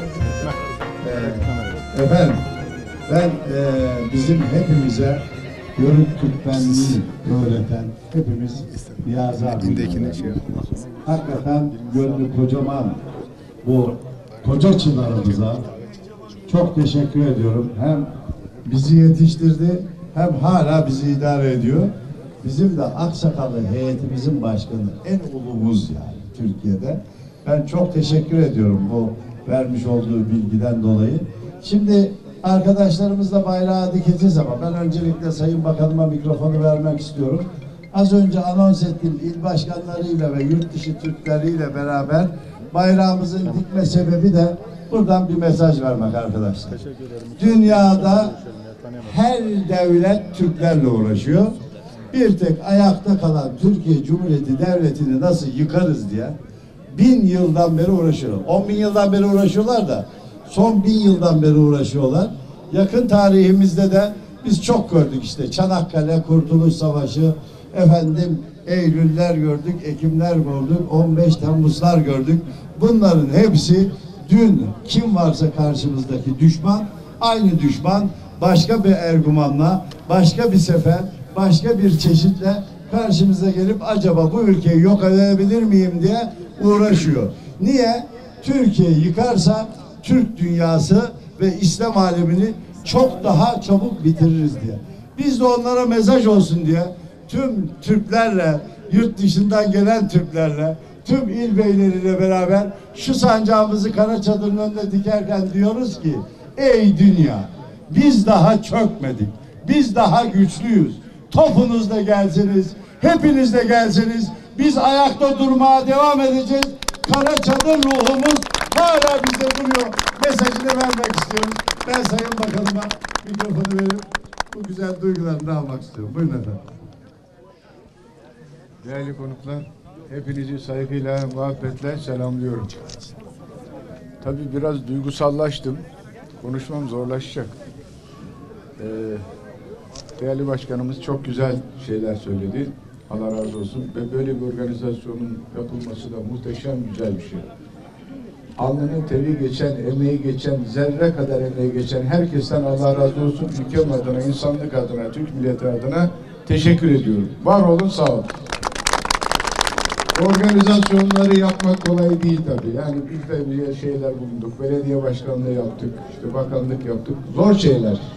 Alın teri ister, emek ister, çaba ister, gece uyumazsınız. Bak planladığınız şey ters olur vesaire. O yüzden de çok emeğiniz var. Alın teriniz var. Ama bu alın teriniz gelecek için çok faydalı. O yüzden de boşa gitmeyen bir alın teri. Ben başkanımın başlattığı yerden devam edeyim. Biz Malazgirt'ten geldikten sonra Anadolu kendilerince mukaddes olan, Hristiyanlarca kutsal olan Anadolu topraklarında bizi işgalci kabul etti Batı. 13 tane Haçlı seferi yaptılar üstümüze. Bu Haçlı seferleri hala bitmedi. Biz bu topraklarda kaldığımız sürece bu seferler devam edecek. Dün silahlarıyla, toplarıyla geliyorlardı. Bugün başka örgütleriyle, ekonomik savaşlarla vesairelerle geliyorlar. Hatta bir ara çok sevindiler. Yunanlıların Polatlı kapılarına geldiğinde Ankara düşecek 1920'li yıllar. Bütün Avrupa basınında şu yazıyor. Evet, Türk dünyası bitti. Biz hedefimize ulaştık. Ama Rabbim onlara bu fırsatı vermedi. Mecliste bir tartışma oldu. 2 saat sonra meclisin konuşmacısı olan Mehmet Akif, Allah makamını cennet etsin, ne biliyorsunuz 2 saat sonra düşmanın bozulmayacağını diye bir konuşma yapıyor. Tam 2 dakika sonra, 2 saat sonra düşman bozuluyor. İstikamet İzmir. Biz 1000 yıl daha bu topraklarda kalacağız. Binlerce yıl daha kalacağız. Binlerce yıl kalabilmemizin yolu da birlik ve beraberlikten ve çok çalışmak, çok emekten geçiyor. Değerli dostlar, bu topraklarda yaşayan herkesi birbirimize öyle sarılacağız herkesle. O kadar sıkı sarılacağız ki 81 milyon insanın her bölgesiyle birbirimizin kemiklerini acıtacakçasına sarılacağız. Üzerimizde projeler yapıyorlar. Bölgesel projeler yapıyorlar. Etnik projeler yapıyorlar. Mezheplerle ilgili projeler yapıyorlar. Bunların hiçbirinin oyununa gelmeyeceğiz. 81 milyon insan olarak birbirimizle kucaklaşacağız ve dünyaya şöyle bağıracağız. Patlasanız da, çatlasanız da, geberseniz de biz birlik olacağız, beraber olacağız, size meydan okuyacağız diyeceğiz. Son sözüm şu, küçük bir hatıra, küçük bir anekdot. Düşman işgali altındayken Anadolu'da bir kasaba, bir İngiliz gazeteci bir fotoğraf çekiyor. 3 tane çocuğun fotoğrafını çekiyor. Çocuklar belden aşağı çıplak. Biraz evvel içeriden, biraz sonra içeriden babaanne çağırıyor. Gazanfer, Muzaffer, Cihangir, gelin öğlen yemeğinizi yiyin. Gazeteci Churchill'le bir akşam yemeği yerken İngiltere'de, ya bu Türkler bir garip millet diyor. Ayağında donu yok çocukların, ama babaannesi onlara Gazanfer, Muzaffer, Cihangir diyor. Allah Allah diyor. Churchill'in şu anda bile devam eden bize karşı olan politikalarla ilgili bir cümlesi var. Onlar böyledirler. Biraz karınları doydu mu, biraz güçlendi mi Cihangirleşirler. Gözleri Kafkasya'ya, Adriyatik bölgesine, Orta Doğu'ya kayar. O yüzden de uzadı mı budanmalıdırlar. Uzadı mı budanmalıdırlar. Biz 81 milyon olarak bağırıyoruz. Bizi budayamayacaksınız. Bizi budayamayacaksınız. Bizi budayamayacaksınız. Allah'ın rahmeti, selameti, bereketi hepinizin üzerine olsun. Selamünaleyküm. Ben çok teşekkür ediyorum. Sayın Bakanım. Evet. Evet, bayrak merasimini yapıp sonra başlayalım. Sizin biriniz de sola alalım bu tarafa. Evet. Yok, bayrağın çadırına bir sürüşürüz. Kolay gelsin. İçeri otururuz. Evet, Irak Türkmeni burada. Suriye Türkmenlerinden Tarık Şilo vardı. Nerede Tarık Şilo? Arkadaşlar tek tek davet etmiyorum. Mardin İl Başkanımız vardı. Şifam nerede? Urfa temsilen. Tamam, Antep burada. Tamam, Antalya burada. Isparta burada. Kütahya. Nihat abi nerede? Nihat Kula. Siirt burada. Ankara burada. 81 vilayet burada arkadaşlar. Azerbaycan burada. Afyon burada. Gel. Şakir abi gel. Sen bıyıklanla tam böyle yörük Türkmez. Gel abi. Gel abiciğim. Arkadaşlar. Kosova'dan belediye başkanı arkadaşımız var. Dragaja. Doğru söylüyorum değil mi? Şaban Şabani belediye başkanı ve meclis üyeleri burada. Balkanlar burada. Orta Doğu burada. Suruç burada. Herkes burada. Bu ülke bizim. Türkümüzle, Kürtümüzle, Çerkezimizle, Azerimizle, Alevimizle, Sünnimizle. Bu ülke bizim. Aynı bizim yaptığımız işi yapıyorlar. Diyorlar ki bu ülke bizimse tek çatı altında bir platform kuralım. Adı da 7 renk tek yürek. Onu temsilen bütün arkadaşlar İstanbul'dan buraya geldiler. Biz onlarla Türkiye'nin her tarafına da gidiyoruz. Ben hem Orhaneli adına hem de şahsım adına tekrar hoş geldiniz diyoruz. Bütün Türkiye ve bütün Türk dünyası burada. Eksik olanlarımızla hepimizi var kabul edin. Evet, biz bu bayrağımızı buraya dikmek istiyoruz. Buyurun arkadaşlar. Sayın Bakanım, Sayın Valim, siz hem Bursa valimizi temsilen, hem devleti temsilen, Sayın Bakanımız da buradalar ama bu bayrağı sizin elinizle hepimiz buraya dikmek istiyoruz. Buyurun efendim. Evet, ben de bari madem mikrofonu verdim. Bir önceki dönem Sayın Bakanım, değerli belediye başkanı, meslektaşım, çok değerli konuklar, il beyleri, uç beyleri, Urfa'dan, Suruç'tan ya da Edirne'den Kars'a kadar diyeyim. 7 renk tek yürekli olduğuna göre bütün Türkiye burada, bütün Türk dünyası burada, Türkiye burada. Hepinize merhaba diyorum.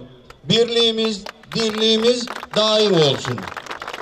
Büyük Gazi Mustafa Kemal Atatürk'ün 1920'deki büyük zafer, 30 Ağustos Zafer Bayramı'yla Alparslan'ın açtığı kapının Malazgirt zaferiyle açılan o kapının bir daha açılmamak üzere mühürlendiği Anadolu toprakları.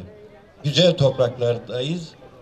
Yurdumuz hepimizin ve ebedi yurdumuz olacak. Onun için diyorum birliğimiz, dirliğimiz daim olsun. Bu oldukça da devam edecektir. Güzel bu bayrağımızla hep dalgalansın, hep birlikte, hepinizin adına saygıyla öpüyorum ve gönderini asıyoruz.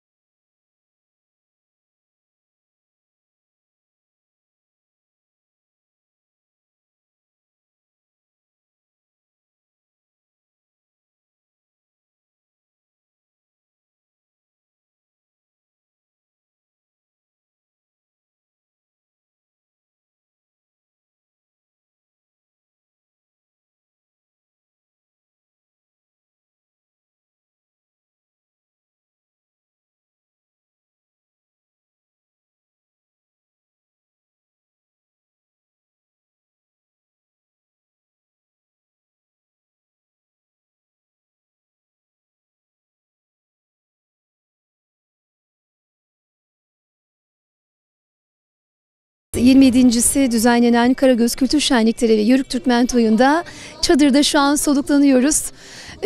Yanımızda şu an çok kıymetli bir bakanımız var. Sayın İdris Gücüce. Ona bir mikrofon uzatacağız.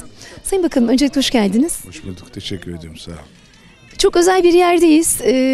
Türk Dünyası Yörük Türkmen Birliği Genel Başkanı Sayın İrfan Tatlıoğlu'nu Bursa ne kadar fazla tanımasa da bizler Kültür Kervanı ekibi olarak Yörük Türkmen camiasında hemen hemen her yerde hem katkısını görüyoruz hem emeklerini görüyoruz. Dolayısıyla bugün de bizler için çok özel bir toy. Bununla ilgili sizin duygu ve düşüncelerinizi alacağız efendim. Öncelikle belediye başkanımız İrfan Bey'e çok teşekkür ediyorum. Müthiş bir organizasyon yapmışlar. Çok büyük bir emek harcamışlar. Bu festivalin normal Anadolu'da her belediyenin, işte ben de belediye başkanlığı yaptım biliyorum. Onlardan çok önemli bir farklılığı var. Türkiye'deki bütün illerimizden insanlar, yörükler çağrılmış buraya ve 81 milyonun kardeşliğini oluşturacak bir çaba harcanmış. İşte Surucundan Edirne'sine kadar, işte Şemdinlisi'nden Kars'ına, Erzurum'una, Konya'sına kadar her yerden insanlar gelmişler. Hatta sınır ötesinde Kosova'dan insanlar gelmişler. Efendim, bu tabii muhteşem, güzel bir şey. Türkiye'nin birlik ve beraberliğinin gerekliliğini anlatan konuşmalar yapılıyor. Ve biz hepimiz her zaman her yerde şunu söylüyoruz ya, biz 81 milyon birlik oldukça dünya bize vız gelir. Onun bir gayreti içinde olunuyor. Ona katkı sağlıyor bu festival. Ben o yüzden de çok önemli buldum. Ve o yüzden de başkanı Sayın İrfan Bey'e kutluyorum, tebrik ediyorum, teşekkür ediyorum. Milletim adına, ülkem adına, bayrağımız adına güzel bir hizmet yapıyor. Siz de bunu yayınlayacaksınız, bu görüntüleri. Biraz önce işte göç falan oldu. Onları, işte o bayrak dikme töreni, konuşmalar hepsi gayet güzeldi. Size de teşekkür ediyorum ki böyle güzel milli bir festivali, milli bir töreni yansıtıyorsunuz topluma. Bu konuşmaları dinleyen, izleyen, seyredenler buralardan bir şeyler kapacaklar. Biz işte 350 milyonuz dünyada. Yani Çin Seddi Adriyatik sözü böyle hamasi söz değil. Makedonya'da hala Türkmenler var.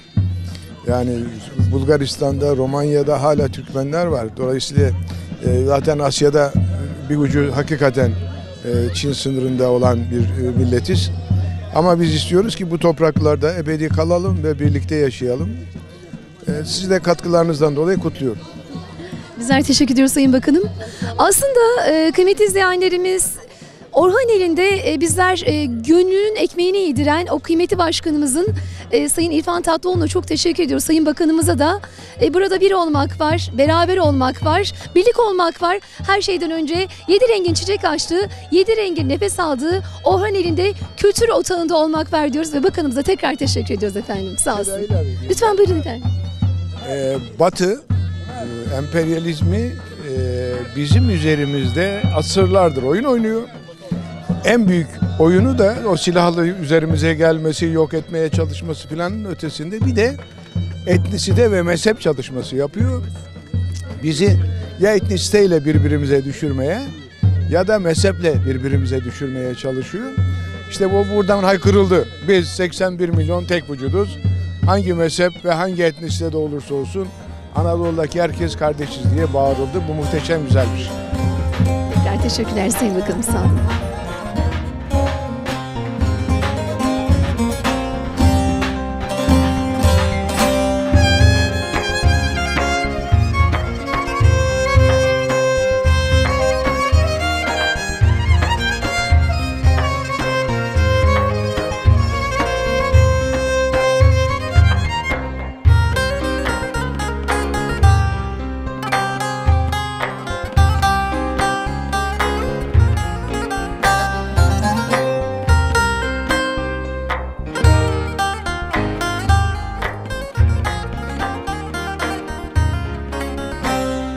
Burada tarih var. Burada tarihin ve kültürün adı var kıymetli izleyenlerimiz. Çadırdayız şu an.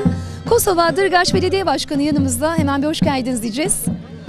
Müşterken ne vardan kırtarı Kosova Spedat? Yine kavran kötü kulturun müşterken ne vardan? Sevceyden falan deriz Çüş bekala, çüş beçiyor. Është një kënaqësi e veçantë për ne sot këtu, bashkërisht me ekipin tim që kam ardhur nga Kosova, Tursi. İlk sefer buraya geldiğimden dolayı çok sevinçliyim diyor.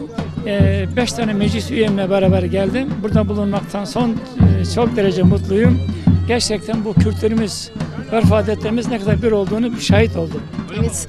İlk defa mı geliyorlar Türkiye'ye ve buraya? Onu sorabilir misiniz efendim? Kur orası para heren Türkiye boyunu.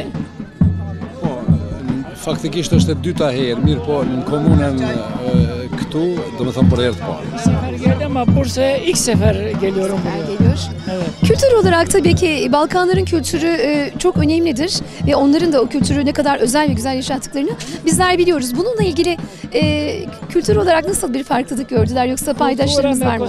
Kultura me këtu çka dallën patat. Amore.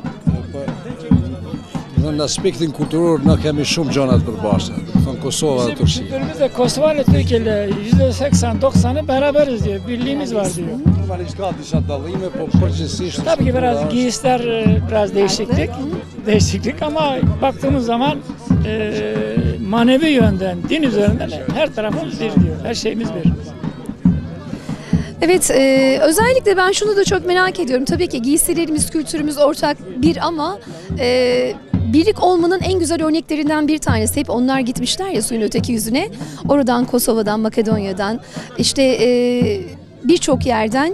Bizler de zaman zaman Balkanlara mikrofon uzattığımızda o kültür erozyonunu önleyerek ve onu koruyarak geliyorsunuz buraya. Tabii, bu çok önemli. Ben de Kosova Eskip Dernek Başkanıyım Bursa'da. Örf adetlerimiz bir. Tabii ki 1380'de Kosova fethedildi, 1453 İstanbul. Ama önce Zani Muhammed Kosova'da okundu. Biz öz oranın yerlisiyiz biz. Arnavut'um ben. Ama bize Türk demek Müslüman demektir. Bu açıdan hiçbir farkımız yok. Çünkü 2. Dünya Balkan Savaşı'na geldik, Çanakkale'de beraber olduk. Başta yine beraberiz.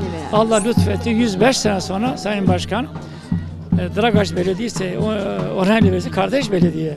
Kazaskim protokolü imzalanacak. 105 sene geçmesine rağmen yine aynı sofrada, aynı masada beraber. Yine beraber olacağız. Evet, bunlar çok önemli. O zaman başkanımıza son olarak şunu soralım.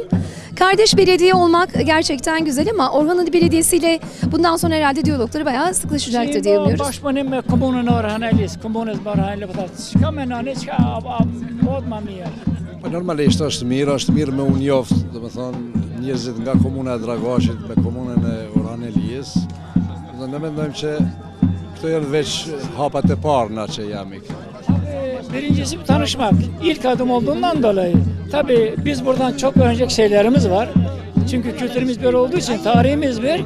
Bu kültürümüzü, tarihimizi canlandırıp ileriye çocuklarımıza yolumuzu açıp ve birimizden çok alışveriş yani bilgi alışverişi yapıp ilk adım olduğundan dolayı bana göre güzel bir adım. Evet.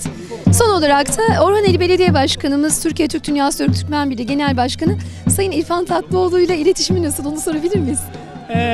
Который Komunuz İsmail Tatlıoğlu.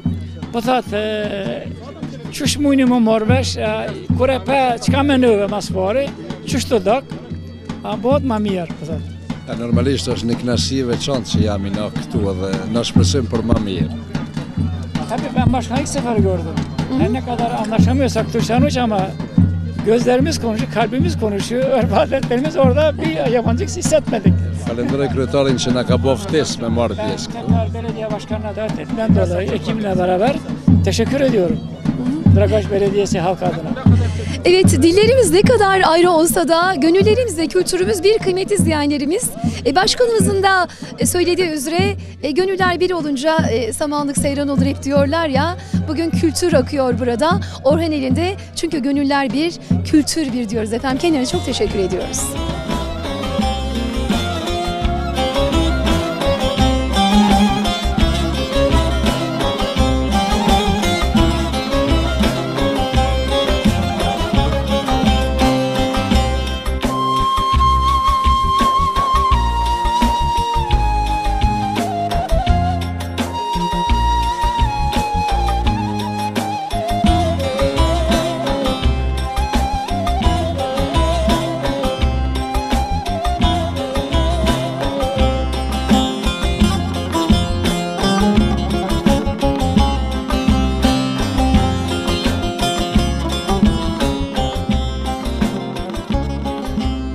Kıymetli izleyenlerimiz, Kazakistan Ankara Büyükelçimiz Abzal Bey yanımızda.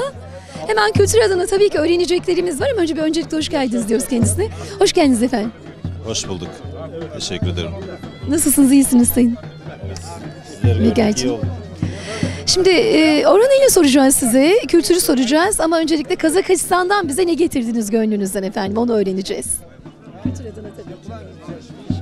Tabii öncelikle ben ilk defa katılıyorum bu şenliklere. Daha önce herhalde o 10-15 tanesi yapılmış büyük bir organizasyondur. Yakın arkadaşlarımızın davetiyle böyle hiç planlamadığımız şekilde geldik. Tabii davet bu Türkmenleri Federasyonu Başkanı, aynı anda Orhaneli Belediye Başkanımızı da davet edince davete icabet ettik. Benim gözümde hani şu andaki şeyimde yani bu bir kültür şöleni olduğunu biliyorum. Anadolu'daki bütün Türkmenlerin bir araya geldiği, kaynaştığı, kavuştuğu ve kendilerinin hani sonuçta bir Türk dünyasının mensubudur ama yine bir Türk dünyası zengin bir ülke olduğu için herkesin bir kendi özelliği vardır. O özelliğini de yaşatmak, onu tanıtmak açısından önemli bir kültür etkinliği olduğunu düşünüyorum. Türk dünyası az önce dediğim gibi hem kültür açısından hem sanat açısından hem gelenek açısından ne kadar birbirine ortak noktalar olsa bile tabii ki güzel farklılıklar. Bu farklılıklar bizim zenginliğimizdir. Kazakistan'dan tabii ki Kazakistan'la Türkiye artık son 26'dır birbiriyle iç içe, işbirliği içinde yaşayan ülkelerdir. Belki haberlerden de takip etmişsinizdir. 2 gün önce Kazakistan Cumhurbaşkanı'nın Türkiye'ye bir ziyareti vardı. Cumhurbaşkanımız Türk dünyasının aksakalı, hem burada Türk iş adamlarıyla hem resmi ziyaretlerde enine boyuna sadece ikili ilişkiler değil, Türk dünyasındaki ilişkiler de ele alındı. Onun için hem ziyaret sonrası böyle bir festivale katılmaktan benim için büyük bir onurdur, şereftir. Halkla beraber bu şöleni görmeye geldik. Kısacası böyle. İyi ki de geldiniz, şeref verdiniz, onur verdiniz efendim. Bizler de çok teşekkür ediyoruz Sayın Büyükelçim sizlere. Evet, değerlere değer katmak lazım. Bugün Bursa Orhaneli'nde de değerlerimiz akın akın Orhaneli'ne, Karagöz etkinliklerine gelmeye devam ediyorlar. Yanımızda çok kıymetli bir bakanımız var, Sayın Kürşat Tüzmen. Efendim hoş geldiniz. Hoş bulduk. Evet, çok özel bir kültür etkinliğindeyiz. Orhaneli, Orhaneli tabiriyle çok kullanırız. Ama öncelikle sizin duygu düşüncelerinizi alırım bu güzellik için efendim. Ben bu ikinci katılışım. Her geçen gün daha da güzel oluyor bu etkinlikler. Sağ olsun Orhaneli Belediye Başkanımız ve aynı zamanda Yörük Türkmen Federasyon ve Dernekler Başkanı bütün bu çalışmayı gayet güzel bir şekilde yapıyorlar ve özellikle 2 günde olsa Türkiye'nin dört bir tarafından, hatta işte dünyanın dört bir tarafından Türkmenleri bir araya getiren bir etkinlik oluyor. Yolda gelirken Sayın Büyükelçimizle beraber, Kazakistan'ın Ankara Büyükelçisi Absal Bey'le beraber gelirken Ahmet Yesevi'den söz açıldı. Oradan geçerken dedik biraz da geç kalmamızın nedeni o. Hadi dedik bir Yunus Emre'ye de bir orada türbe ziyareti yapalım. Çünkü Hoca Ahmet Yesevi oralarda, Orta Asya'da, şimdi Kazakistan'dan geldik bu taraflara.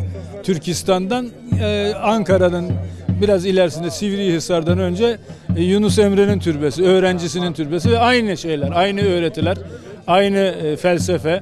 Yani insanın gönlünü alma, adalet, dürüstlük gibi değerler. Bizim bütün Yörük Türkmenlerin gerçek değerleri bunlardır zaten. Yani helal kazanç, adaletle yönetim, ülkeler belki kılıçla alınır ama adaletle idare edilir. Hep bunlar bizim Yörük Türkmen geleneklerinde öğreti olarak bizden sonralara da kalacak esas ana fikirlerdir. Dolayısıyla ben böylesine güzel bir organizasyonda bugün hem katılımcı olan gelenler hem de bu kadar güzel bir organizasyonu emeği geçen ve bizim de görmediğimiz, bilmediğimiz isimsiz kahramanlara şükranlarımı sunuyorum. Sağ olsun Sayın Bakanlarımız, Sayın Vekillerimiz, Sayın Başkanlarımız da geliyorlar. Bu çok güzel bir etkinlik olmanın ötesine çok güzel bir böyle festival haline gelmeye başladı. İnşallah geleneksel olarak devam eder. Sayın Bakanım, ben şunu da söyleyeceğim, ondan sonra röportajı kapatalım istiyorum. Özellikle Türkiye Türk Dünyası Yörük Türkmen Birliği Genel Başkanı Sayın İrfan Tatlıoğlu, biz Türkiye'nin hemen hemen her yerini geziyoruz. Doğusundan batısına kadar Yörük Türkmen kültürünü aktarmaya çalışıyoruz. Hep yaklaşımlarını mutlaka biz mikrofon uzatıyoruz kendilerine. Söylemiş olduğu en önemli şeylerden bir tanesi, o gönlüyle yüreğiyle biz onu görebiliyoruz ama her sözünde birlik ve beraberlik, her sözünde beraberliği anlatırken de doğusunu batısını ayırt etmeden o gönül otağını açıyor. Burada da bugün katılımcılara baktığımızda hepsini görüyoruz. Ya Türkiye'de bakın bu herkes böyle söylüyor. Şimdi bazı arkadaşlar geliyor. Biz doğuluyuz. Şimdi bak Mardin'den gelmişim, doğuda. Ama ben daha doğudan geldim. Ben Orta Asya'dan geliyorum. Al işte en doğudan gelen burada yanında Kazakistan Büyükelçisi. Şimdi doğu nereye kadar doğu, batı nereye kadar batı. Onun için bunun ucu bucağı yoktur. Biz hepimiz bir arada güçlüyüz. Biz Türkler olarak güçlüyüz. Bunun altında boylar, soylar karıştır. Bütün evlilikler yapılmış. Her şey bir arada tutabildiğin ölçüde kuvvetlisin. Yoksa hepimizin değerleri art. Böyle olmasa zaten Allah hepimizin parmak izini farklı yaratır mı? Hepimizin göz irisini farklı yaratır mı? Hepimizin tipine baktığın zaman şurada hiçbirinin aynı olan insan yok. Herkes farklı. Demek ki farklılık olacak ama ortak değerlerimizde de biz güçlü bir Türk dünyası yaratacağız. Olay bu. Tamam. Orhan Başkanım bunu yapar zaten. İrfan Başkan. Evet, bizler Orhan Eli'nin kıymetlisi, Orhan Eli'nin kıymetlisi, Türkiye Türk Dünyası Yörük Türkmen Birliği Genel Başkanımız Sayın İrfan Tatlıoğlu'na teşekkür ederken ona değerlerini değer katan Sayın Bakanımıza ve Kazakistan Ankara Büyükelçimize çok ama çok teşekkür ediyoruz efendim.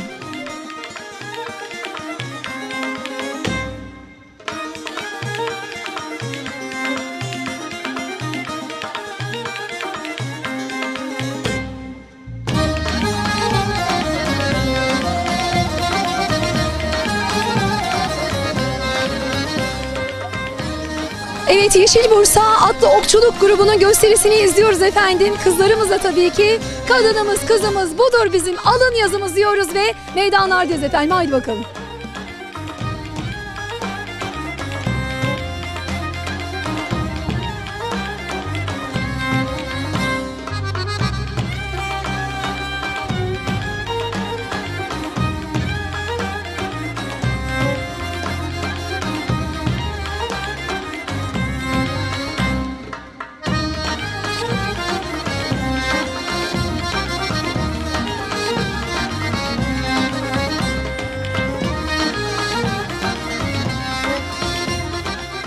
Kıymetli izleyenlerimiz şu an protokolümüzde atlı okçuluk gösterilerini izliyorlar. Gerçekten inanılmaz heyecanlı. Kızlarımız şu an burada, bu topraklarda en güzel maharetlerini sergiliyorlar efendim.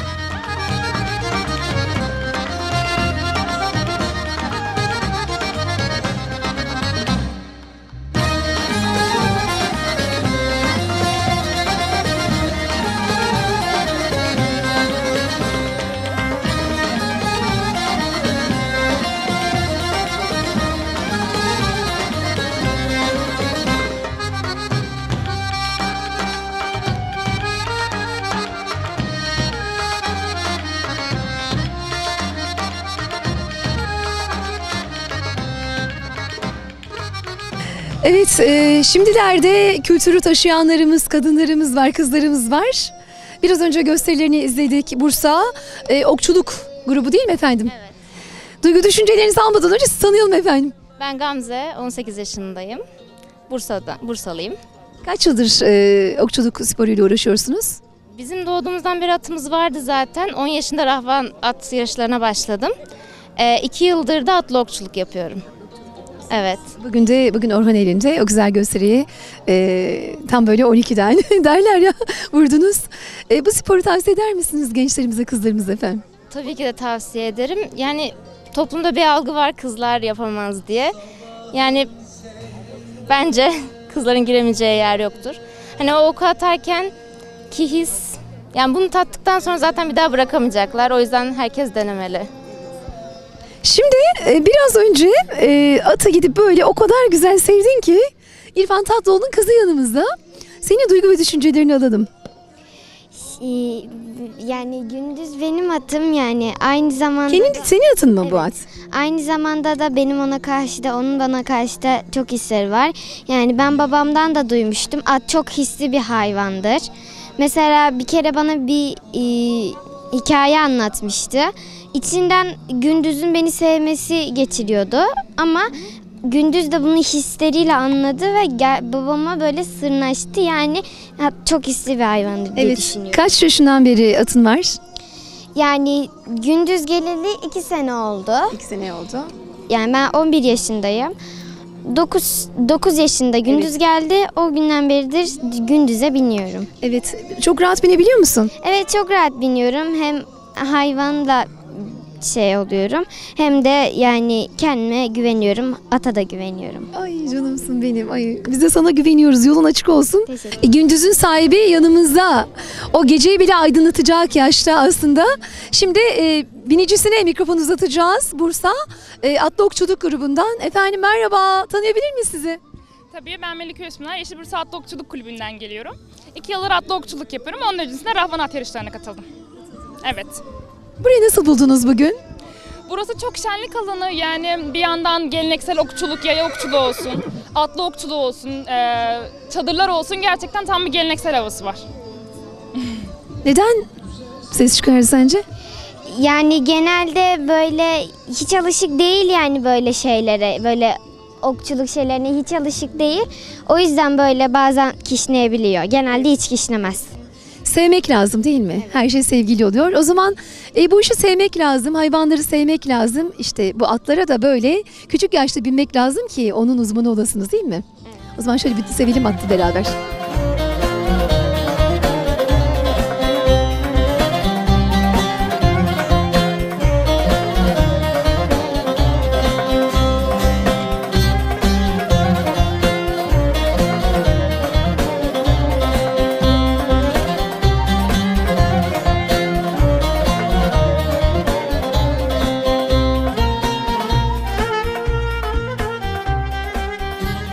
Efendim alanda dolaşıyor. Şöyle bir bakalım, yine okçularımız var. Efendim merhaba, kolay gelsin. İyi günler. İyi günler, tanıyabilir miyiz sizi? Samsun Yörüklerinden Ali Çiçek Dağı. Samsun'un da Yörükleriyiz ama Bursa'da oturuyoruz. Samsun'dan katılım sağlayacağız. Okçuluk grubu değil mi yine? Evet. Bugün de gösterinizi gerçekleştireceksiniz. Bugün de işte çağırdılar burada. Gösterimizi yapacağız. Şimdiden kolay gelsin diyelim efendim, sizlere kolay gelsin.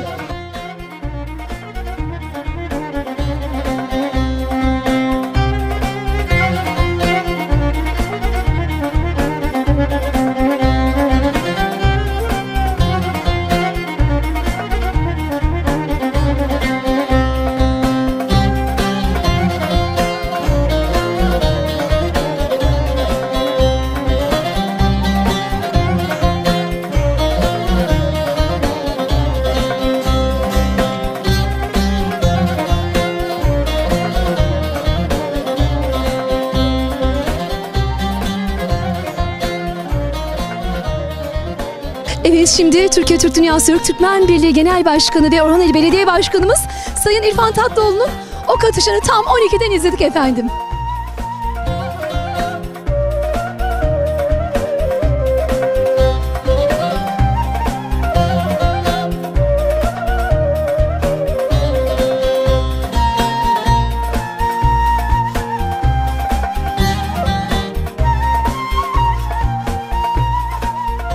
etkinliğe Türkiye'nin çeşitli bölgelerinden gelen dernek başkanlarımız var kıymetli izleyenlerimiz.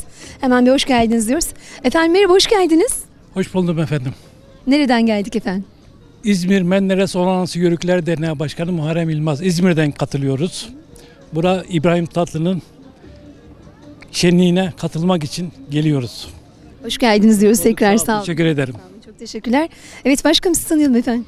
Evet, ben İzmir Kemalpaşa Eski Yörükler Derneği Başkanı. Tabii bu işin eskisi yenisi olmaz ama bu gönül işi, sevda işi. Evet, bugün buradayız, Karagöz şenliklerindeyiz.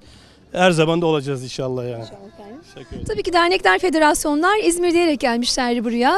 Yanımızda da çok kıymetli bir isim var. Efendim hoş geldiniz. Hoş bulduk. Ege Bölgesi İzmir Yörük Türkmen Federasyonu Başkanı İsmet İlhan. Bugün Yörük Türkmen şölenine buraya katkı sunmaya geldik. Elimizden geldiği kadar bütün şölenlere katılmaya çalışıyoruz. Bugün de Orhaneli'ndeyiz, Yörük Türkmen toyundayız. İnşallah hayırlısı olsun diyoruz. Bir katkı sunabiliyorsak. Değil mi? Ne mutlu. Ben şimdi şöyle İsmet Başkanım şöyle geçeyim istiyorum. Şimdi bir tane bayan olunca nazar boncuğu oluyor efendim.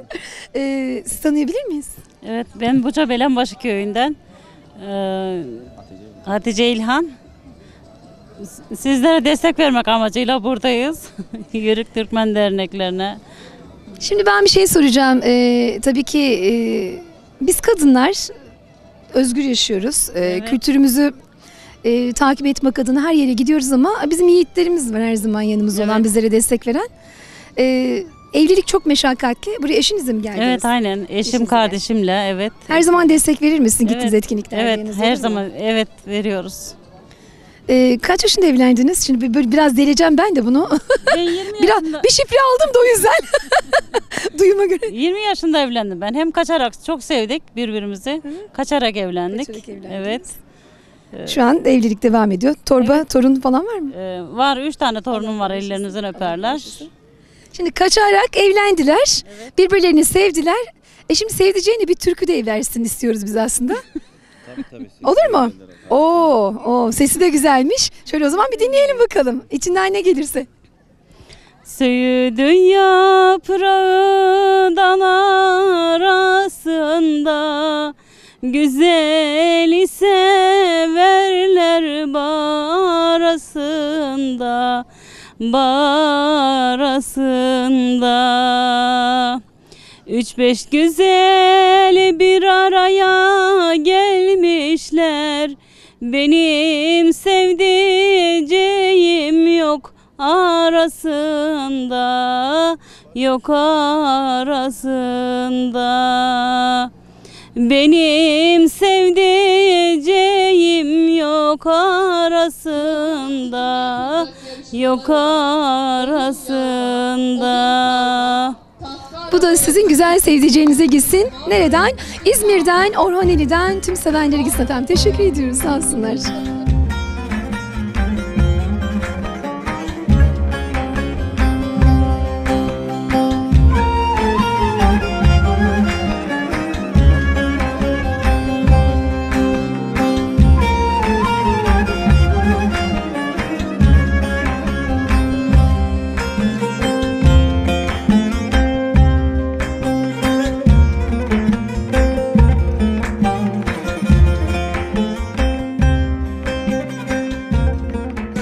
Efendim şölen bütün coşkusuyla devam ederken tabii ki karnımız acıktı. Şu an Orhaneli'nde Karagöz Piknik alanında yemek dağıtımları başladı. Şimdiden emeğe geçen herkese çok teşekkür ediyoruz. Kolay gelsin efendim. Teşekkür ederiz. Nasıl gidiyor dağıtımlar? Güzel gidiyor. Güzel. Evet. Kalabalık da çok. Evet, kalabalık. Emeğiniz için teşekkür ediyoruz size. Sağ olun Biz teşekkür ederiz. Hoş geldiniz Orhaneli'mize. Sağ olun, hoş bulduk efendim. Kolay gelsin. Teşekkür ederiz. Bereketli olsun öncelikle. İnşallah, amin. Kuru fasulyeler, pilavlar, tatlılar, çorbalar pişmiş. Aynen. Nasıl, kalabalık var mı, çok mu bugün? Kalabalık da tabii ki kalabalık ama yarın daha başka olur. Yarın daha kalabalık olacak değil mi? O zaman kolay gelsin size. Teşekkür ederiz. Size de kolay gelsin.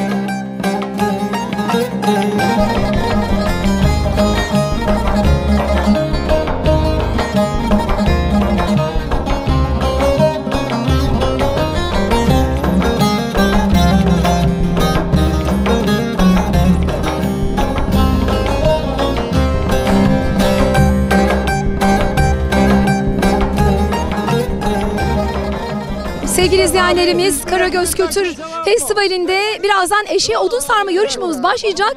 Yarışmacıların hepsi çok heyecanlı. Kıran kırana bir yarış olması dileğiyle diyoruz. Evet, rastgele, haydi bakalım.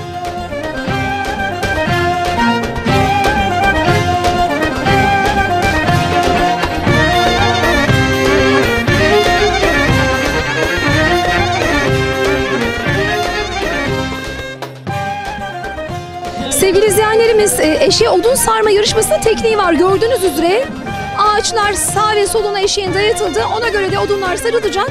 Kıran kırana bir yarış olacağını düşünüyoruz. Şimdiden kolay gelsin yarışmacılarımıza.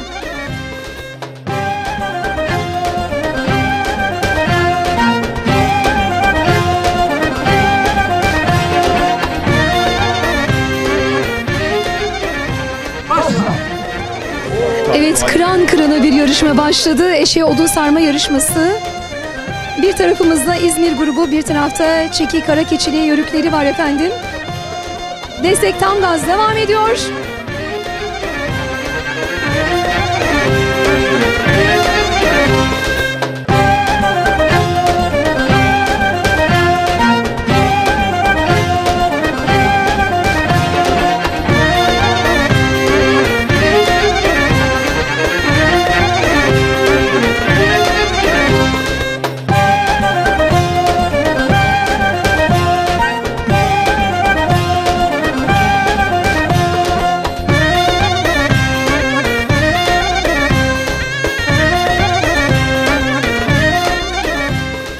Eşeğimiz düştü, biz de hemen oturduk.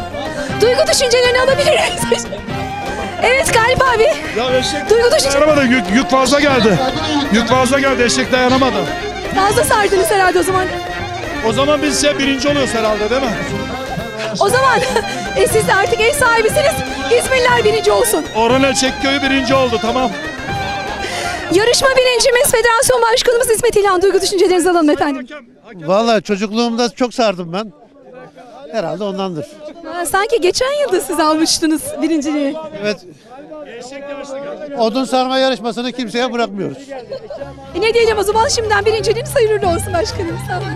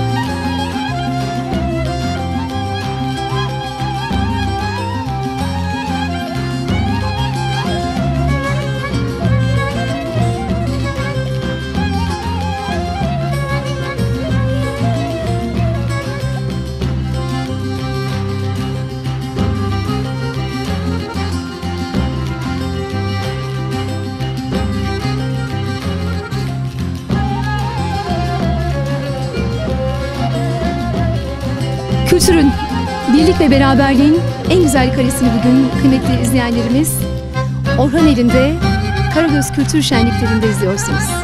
Toyumuz hayırlı olsun efendim.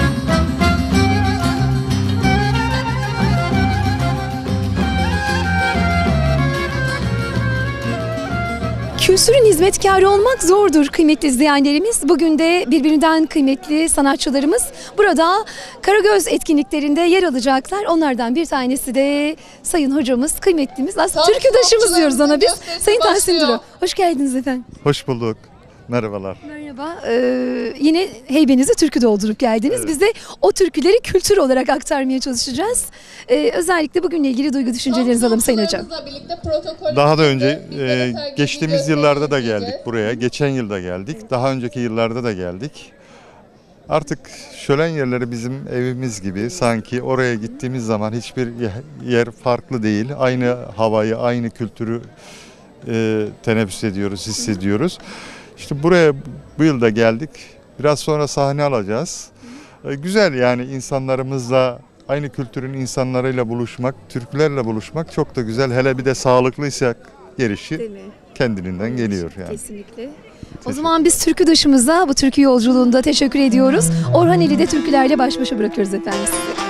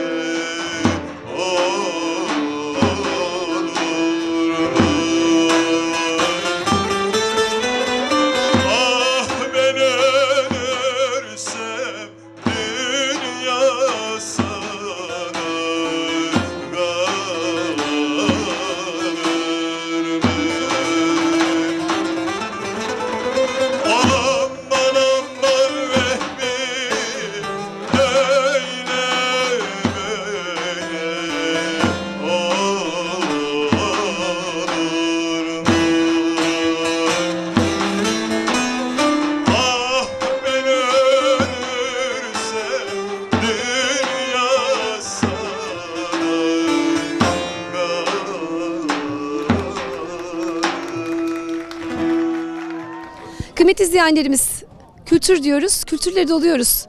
Mardin bir tarih şehri, bir kültür şehri. Onlar kültürler arası en güzel paylaşımı yapmak için doğusundan batısından buraya gelmişler. Şimdi Mardin Dernek Başkanımıza soracağız. Birazcık bize Mardin'i anlatsınlar, birazcık da oradaki çalışmalardan bahsetsinler isteriz. Öncelikle tanıyabilir misiniz efendim? İsa Arık efendim, Mardin Yörük Türkmen Birliği Başkanıyım. Ayrıca da Türk Dünyası Yörük Türkmen Birliği Yönetim Kurulu'yum. Ayrıca Güneydoğu ve Güneydoğu 3 üyesiyim. İsa Arık efendim ben. İsa Başkanım, doğusuyla batısıyla bütün dernekler bizim hepimizin başımızın tacı ama Mardin'de bir Yörük Türkmen Derneği Başkanı olarak oradaki çalışmaları nasıl idame ettiriyorsunuz efendim? Biz aslında bizim kökümüz Bitlis Ahlat'tayız. Biz kökü Ahlat'tayız. Biz oradan göç edip de Mardin Midya'da yerleştirdik. 33 tane köyümüz var. Aşiret olarak yani orada aşiret olmuş orada. 33 tane köyü temsil ediyoruz şu anda. Ondan sonra bir akrabalarımızı falan 1991 yılından falan bir geziye çıktı. Bizim akrabalarımız nerede? Hangi yörede, hangi şeyde? Antalya, Aydın, Söke mesela bunları tanıştık. Sağ olsun bu şenliği düzenlen Sayın Genel Başkanım İrfan Tatlıoğlu'ya da çok teşekkür ederim. Bize çok katkısı oldu. Çok teşekkür ederim. Bizler teşekkür ediyoruz. Sağ olun. Yolunuz açık olsun Sayın Başkanım.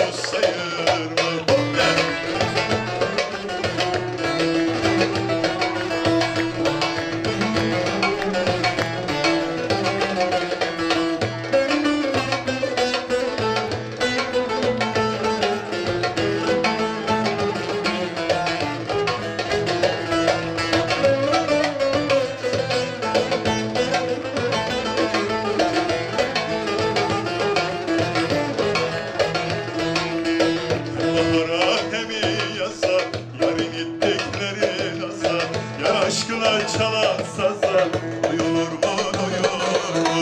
Hem bahara hem yaza, yarın ettikleri naza, yar aşkına çalan saza, duyulur mu duyulur mu? Doyulur mu doyulur mu? Canana kıyılır mı? Canana kıyanlar hakkın kulu sayılır mı? Doyulur mu doyulur mu? Canana kıyılır mı? Cananına kıyanlar hakkın kulu sayılır. Efendim alanda dolaşmaya devam ederken şimdi Ankara Polatlı'ya doğru yolumuz uzanıyor. Efendim hoş geldiniz. Tanıyabilir miyiz sizi? Ahmet Özyörük, Polatlı Karahamzalı köyünden. Kültürümüzü, geçmişimizi yaşayıp o heyecanı yaşamak için geldik. Çok da iyi oldu. İşte o heyecana geldik buraya. Nasıl buldunuz burayı efendim? Karagöz piknik alanındayız. Çok güzel, çok güzel. İnşallah daha yeni geldik işte tabii. Kalabalık herhalde olacak inşallah. Yavaş yavaş toparlanıyorlar. Olacak. Evet yani böyle. Sağ olun, teşekkür ediyoruz. Şimdi yine olmazsa olmaz Polat Yağcıoğlu dediğimizde kim gelir aklımıza? Şakir Aydın. Evet, hoş geldiniz. Sizler de bu güzel etkinliğe nefes almaya geldik hep beraber. Kültürü paylaşacağız. Sizin duygu düşüncelerinizi alalım efendim. Valla işte biz de kültürümüzü kaybetmeyelim diye, çorumuza çocuğumuza da kalsın diye bu tür kültürlere devamlı katılım sağlıyoruz. Her sene biz kendi köyümüzde de yapıyoruz, yapmaya da devam edeceğiz. Sağ olsun devletin destekleriyle de, vali beyin destekleriyle de güzel bir yörük şenliği alanı yaptık. Nasip olursa 23 Eylül'de de bizim kendi köyümüzde var. Yani bu kültürlerin her zaman olması, aslımızı, neslimizi unutmamamız için çok güzel bir şey. Eş, dost, akrabalarımızı görüyoruz. Sohbetlerimizi yapıyoruz. Yani güzel bir şey. İnşallah devam eder sonuna kadar. Birlik beraberlik içinde herkese teşekkür ederim diyorum.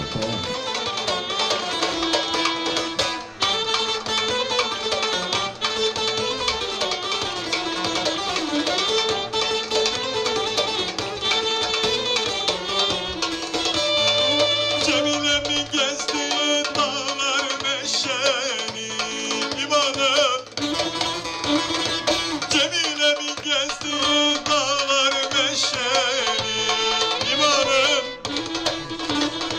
Haydi 3 gün oldu cenneme bu derde düşeri. Aman 3 gün oldu cenneme bu derde düşeri. Kaydır kutmak Cemile, nasıl edelim de biz bu işi. Nikahımızı kıysın, günden gelin hoca memişe. Aygın baygın Cemile, nasıl edelim de biz bu işi. Kapa döşek üstünde, oldur verelim de biz bu işi.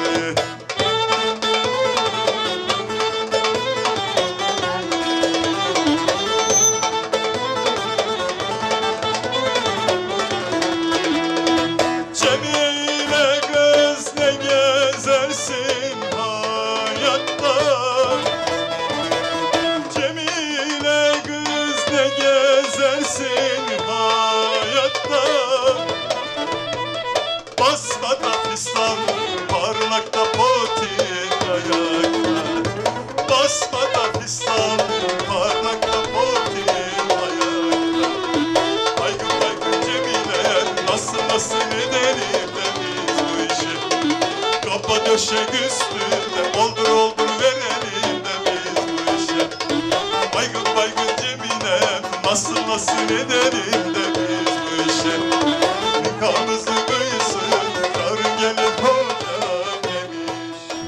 Bu güzel alanda dolaşmaya devam ederken hemen yine bir kıymetli başkanımıza rastlıyoruz. Bursa Siirtliler Dernek Başkanımız yanımızda. Efendim hoş geldiniz. Hoş bulduk. Çok teşekkür ediyorum başta kanalınıza ve buradaki tüm katılımcı arkadaşlarımıza. Bugün Orhaneli'nde 27. Karagöz Şenliği'nde birlikte beraber olmanın mutluluğunu bize yaşatan belediye başkanımıza, yurt içi ve yurt dışından gelen tüm katılımcılara ve bundan sonra da yapılacak olan bu tür etkinliklerde gerçekten ihtiyaç duyulan birlik, beraberlik ve kardeşliğimizin pekiştiği bir noktada tüm katılımcı arkadaşlara ve sizlere canı gönülden teşekkür eder. Bu şenliklerin devamında bizden sonra gelecek olan nesillerin de asimile olmaması için çok önemli bir şenlik. Hepinize canı gönülden teşekkür eder, saygılarımı sunuyorum. Sayın Başkanım, isminizi bahşeder misiniz aynı zamanda? Selim Demirel, Bursa Siirtler'den. Nasıl buldunuz etkinliği başkanım? Gerçekten etkinlik çok güzel çünkü Türkiye'nin dört bir yanından ve Türkiye'nin her yerinden gelen, özellikle bizim memleketimizde de Siirt'te de Yörük kardeşlerimiz var. Biz de bugün onları burada temsilen bulmaktayız. Aynı zamanda İstanbul Siirt Vakfımız da burada. Onlar da bu konuyla ilgili çok alakadar.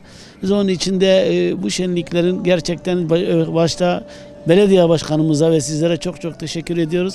Bugün Türkiye'nin sesi ve kulağı burada. Tekrar katılımcılara ve tüm gelenlere teşekkürlerimizi sunuyoruz.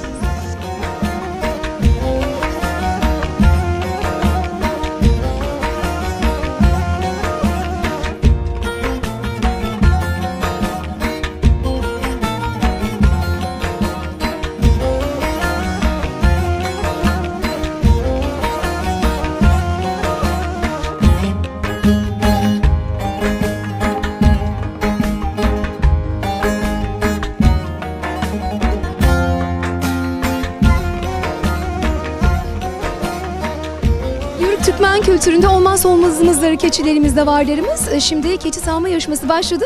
Hemen burada kıymetli dernek başkanlarımız var. Polat Yağcıoğlu'ndan hoş geldiniz. Teşekkür ederim. Sizler de hoş geldiniz. Hoş bulduk. Tanıyabilir miyiz sizi? Mustafa Çetin, Polat Yağcıoğlu Yörükleri Kültür ve Yardımlaşma Derneği Başkanıyım. 3 yıldır aşağı yukarı bu görevi yürütüyorum.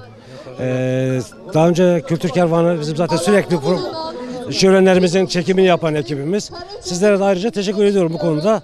Mevlüt abi zaten akrabamız, hemşehrimiz. O başka birisi. Ben yarışmayı soracağım hiç. Bu keçi sağma ile ilgili duygu ve düşüncelerinizi alalım. Kültür adına da çok önemli bir etkinlik. Tabii. Şimdi bizim Yörüklerde bilhassa koyun sütü çok önemlidir. Koyun ve keçi sütü. Biliyorsunuz ki keçi sütü en güzel peynirin olduğu süttür. Evet. Koyun yoğurdu da en güzel yoğurdun olduğu şeydir. Bu da bizim kültürümüzde var. Biz zaten hayatımızı, yörükçülük demek, bu hayatımızı bununla hayvancılıkla kazanmışız. O sütün parasıyla, o hayvanların etiyle biz parasını kazanmışız. Bu çok güzel bir yarışma. Burada Orhaneli'de yapılan bu yarışmaya mükemmel bir şey. Bu konuda İrfan Başkanıma çok teşekkür ediyorum.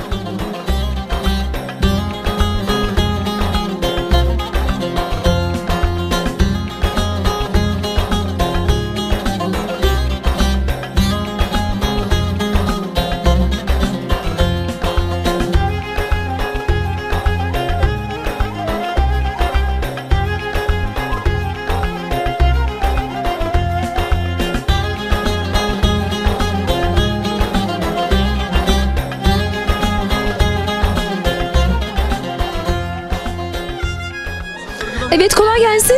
Sağ olun. Nasıl gidiyor yarışma şu an? İyi gidiyor. İyi gidiyor. Evet. Süt bayağı olmuş mu? Yok, keçilerde süt yok. Keçiler sütsüz.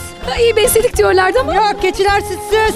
Evet. Biraz elleriniz, kaslarınız fazla çalışmak zorunda değil mi? Evet. Keçiler sütsüz. Keçi sütü neden faydalıdır? Anne sütüne eş değer ve dağlarda otlandığı için, her otu yediği için. Ayrıca keçiler bir de yerden de yemiyorlar. Ağaçların uçlarını yiyorlar değil mi? Evet. Çok önemli. Çok daha kıymetli olduğu söyleniyor. Kolay gelsin size efendim. Sağ olun. Sağ olun. Kolay gelsin. Teşekkürler. Nasıl gidiyor? Vallahi güzel gidiyor. Sütlü mü biraz? Vallahi çıktı bayağı da galiba artık küstü vermiyor süt. İyice sık, iyice sık. Vallahi sıktım da yazık hayvanın canı acıyacak diye korkuyorum. İyi beslememişler. Bence sütleri birikmemiş herhalde değil mi? Bence insanlardan ürktüler.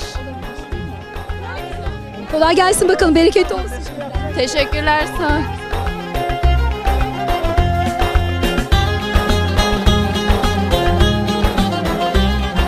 Gerçekten 2 süt var.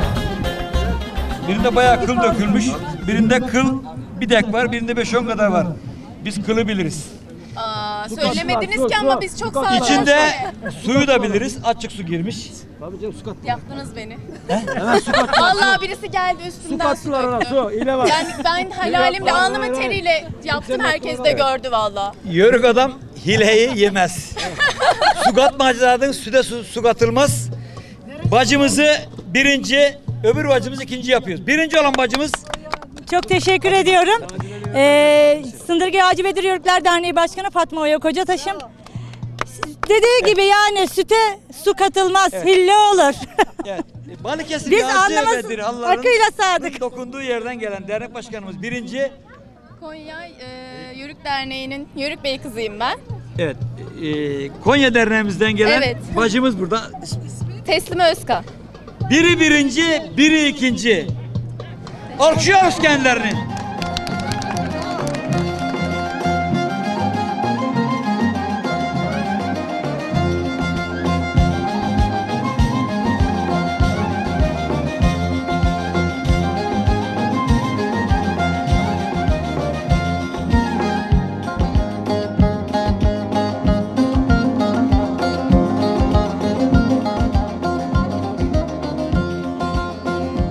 Kültürler arasında hiç sıkıntımız yoktur. Sakarya'da bizim, Bursa'da bizim, Kırşehir'de bizim, Mardin'de bizim. Bir tarafımda Sakarya Milletvekili, bir tarafımda da Bursa Milletvekili var. Hemen bir hoş geldiniz diyoruz. Hoş geldiniz Sayın Vekilim. Çok teşekkürler, çok sağ olun. Tanıyabilir miyiz siz efendim? Çiğdem Erdoğan Atabek ben, Sakarya Milletvekiliyim. 27. Karagöz Kültür Şenlikleri ve Yörük Türkmen Şöleni'ne katılmak üzere buradayız. Gerçekten muazzam bir program, tebrik ediyorum. Başı yazmalı. İlk defa mı geldiniz Sayın Vekilim? Evet, ilk defa geldim. Burada tamamıyla Yörük Türkmenlerinin kültürünün bu şekilde yansıtılmış olması, hala herkesin bu anlamda kültürüne sahip çıkıyor olması bizim açımızdan da çok önemli. Bugün bir kez daha gördük ki Anadolu gerçekten muazzam bir medeniyet, muazzam bir coğrafya ve muazzam bir birliktelik. Bizi bugün burada çok güzel misafir etti. Yörük Türkmen arkadaşlarımız, emeği geçen herkese ayrıca teşekkür ediyorum. Biz teşekkür ediyoruz efendim. Şimdi yanımızda Bursa Milletvekilimiz var Sayın Vekilim. Hoş geldiniz. Tanıyabilir miyiz efendim sizi? Hoş bulduk efendim. Bursa Milletvekili Ahmet Kılıç ben. Tabii son derece güzel bir ortamda bugün sizlere konuşuyoruz açıkçası. Önemli olan bu kültürü, bu medeniyeti, Adriyatik'ten Çin'e kadar uzanan bu güzellikleri daim kılmak, ilerleyen günlere ulaştırmak, ecdattan bize kalmış bu güzellikleri inşallah, hoşgörüyü, samimiyeti tüm dünyaya yaymak ve bugün bir kez daha görüyoruz ki nice güzelliklere sahip, dünyadaki pek çok medeniyetten daha farklı ve daha şanslı olduğumuzu görüyoruz. Bu güzellikleri burada sergileyen çok değerli belediye başkanımıza ve çok değerli heyetine bir kez daha teşekkür etmek istiyoruz. Bizleri kırmayıp buralara gelen milletvekillerimize, bakanlarımıza da ayrı ayrı teşekkür ediyoruz. Bizler de size teşekkür ediyoruz efendim. Sağ olun, var olun. Çok teşekkürler.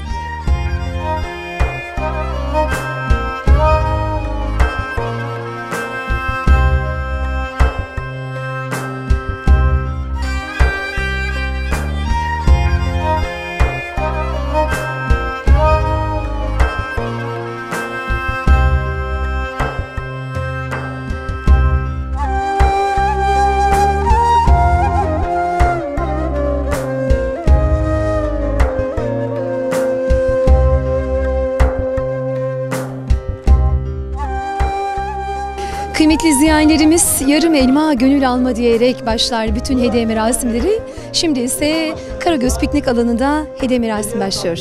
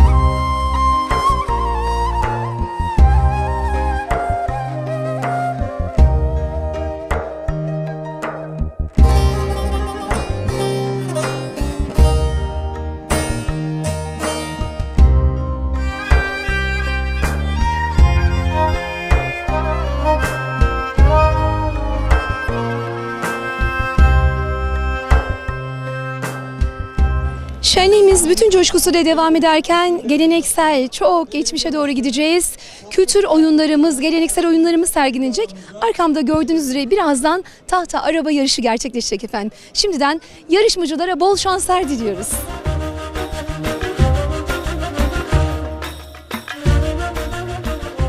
Geleneksel olarak yıllardır süregelen bu kültürlerin mirasını taşıyan çocuklarımız tahta araba yarışında yarışmaya başladılar. Bir tanesi düştü şu an. Birisi çakılacak. Of. Evet, birincimiz geliyor alkışlarla. Elini kaldır kolunu. Kaldır. Birinci olduğu duygularını alabilir miyiz? Ne? Birinci olduğu duygularını alabilir miyiz? Bakarsa kameraya. Mutluyum, ne olacak? Tamam, görüşürüz. Yetişkinler dalında yarışmamız başladı. İnanılmaz bir rekabetle devam ediyor. Kıran kırana bir yarışma. Tahta araba yarışması kıymetli izleyenlerimiz. Evet, bakalım kim birinci gelecek? Evet, gerçekten kıran kırana bir yarışma var.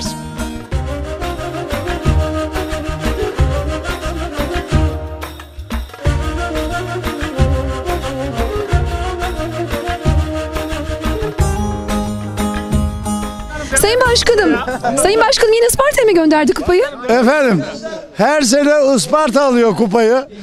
Bir sene eğitim yapıyorlar Isparta'da, orada dağda. Sonra Şike var. Burada bizi geçiyorlar. Birinci bu sefer beyi yarıştırmadık kupaları götürüyorsun diye. Bey bir tane dernek başkanını koydu, gene kupayı aldı. Kaç aydır çalışıyorsunuz bu yarışım için? Şimdi bazen insanın yeteneği olması lazım ki çalışarak onu geliştirsin. Özümüzde bu kültür var ki bugün birinci geliyoruz. Aynen, şöyle diyoruz o zaman. Bir sonradan olma değil, anadan doğma biz bununla büyüdük diyorsunuz efendim. Eyvallah. Ben bütün yarışmacılara teşekkür ediyorum. Bizim gönlümüzde herkes birinci ama hakikaten her sene ne kısmettir bilmiyorum. Hep Isparta birinci geliyor. Bu sefer de Hasan Parlak Yıldız birinci geldi. Ama Teşekkür eşek ediyorum. ile odun taşıma yarışmasında geçen yıl yine İzmir almış, bu yıl yine İzmir aldı. Öyle değil mi? Geçen sene de öyle oldu. 2 seneden beri ben yarışmadığım için İzmir alıyor. Ben yarıştığım zaman ben topluyorum hep kupaları. O zaman bir alkışlayalım başkanı şöyle kocaman.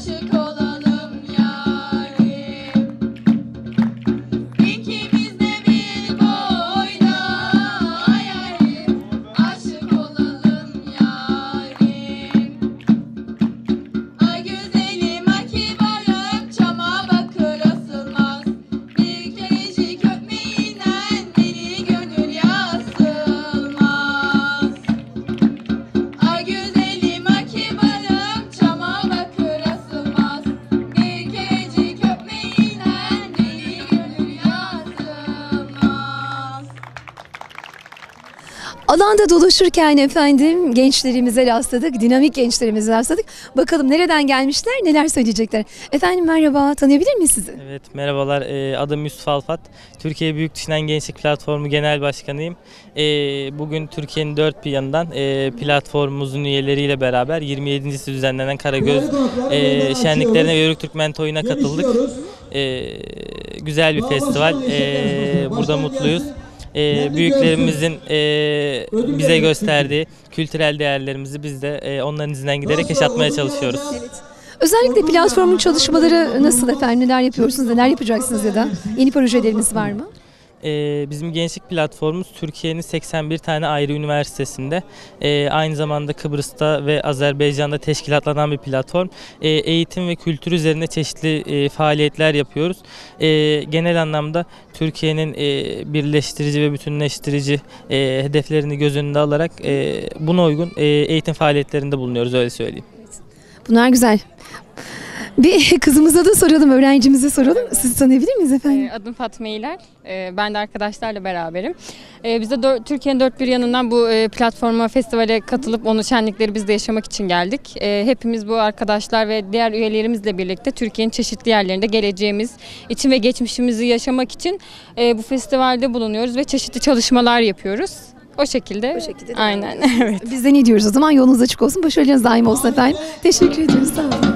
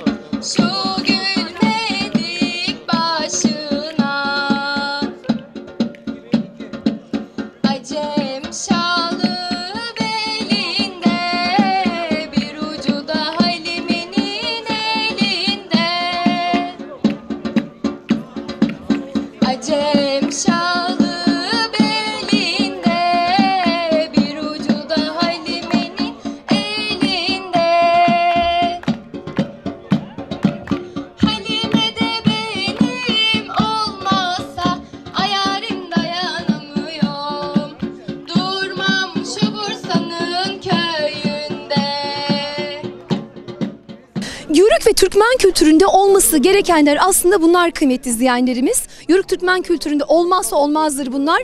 Şu an odun parçalama yarışması, odun kırma yarışması olacak. Gördüğünüz üzere eşekle odun taşıma yarışması, keçi sağma yarışması ve tahta araba yarışması gerçekleştirildi. Şimdi bunu hep beraber takip ediyoruz. Bakalım kim kazanacak?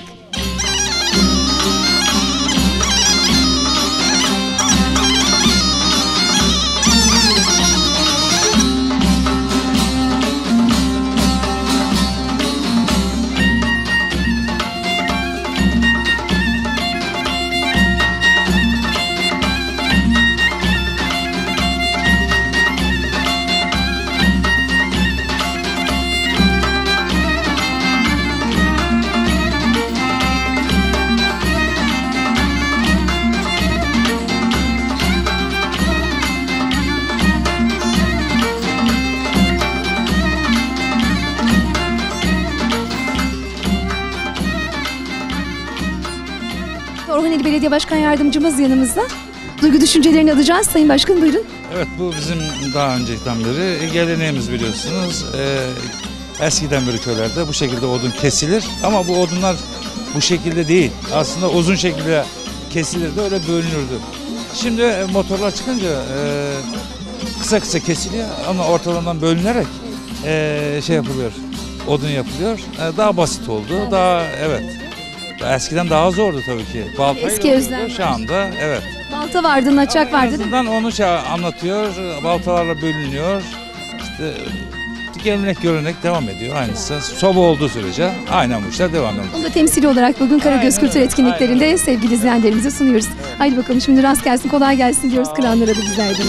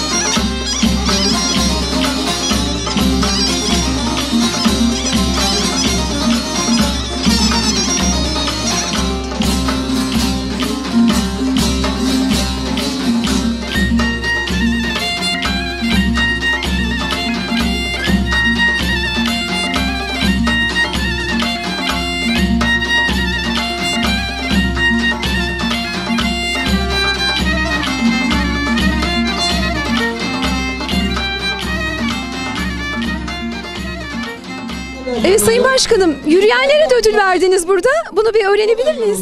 Efendim Yörük için yürüme yarışı yaptık. Mehmet abiyle Şakir abimiz bu ödülü 2 tane birinci yan yana gol gola bitirdiler. 2 birinci oldu sonuçta. Çok teşekkür ediyorum başkanıma. Çok teşekkür ediyorum. Evet, biz de teşekkür ediyoruz. Başkanıma, Ramazan Kıvrak. Tabii bunlara hakikaten bunların çam sakızı çoban ama bir anısı var. Bir manevi anısını tabii köşede taşıyacağız. Çok büyük. Orhaneli bizim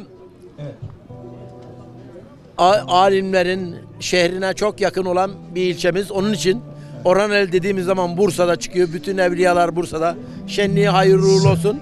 Tabii ben de bir Yörük Beyi olarak kutluyorum Orhan Başkanımı. Birlik beraberliğiyle işte yürüyerek geldik, yürüyerek gideceğiz. Allah razı olsun.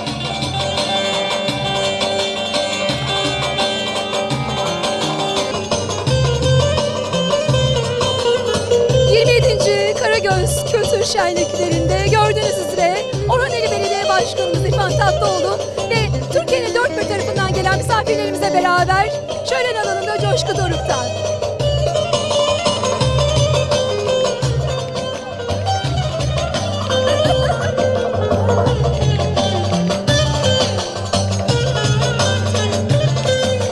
Başkanım nasıl gidiyor? Nasıl gidiyor? Çok iyiyiz. Sağ olasın.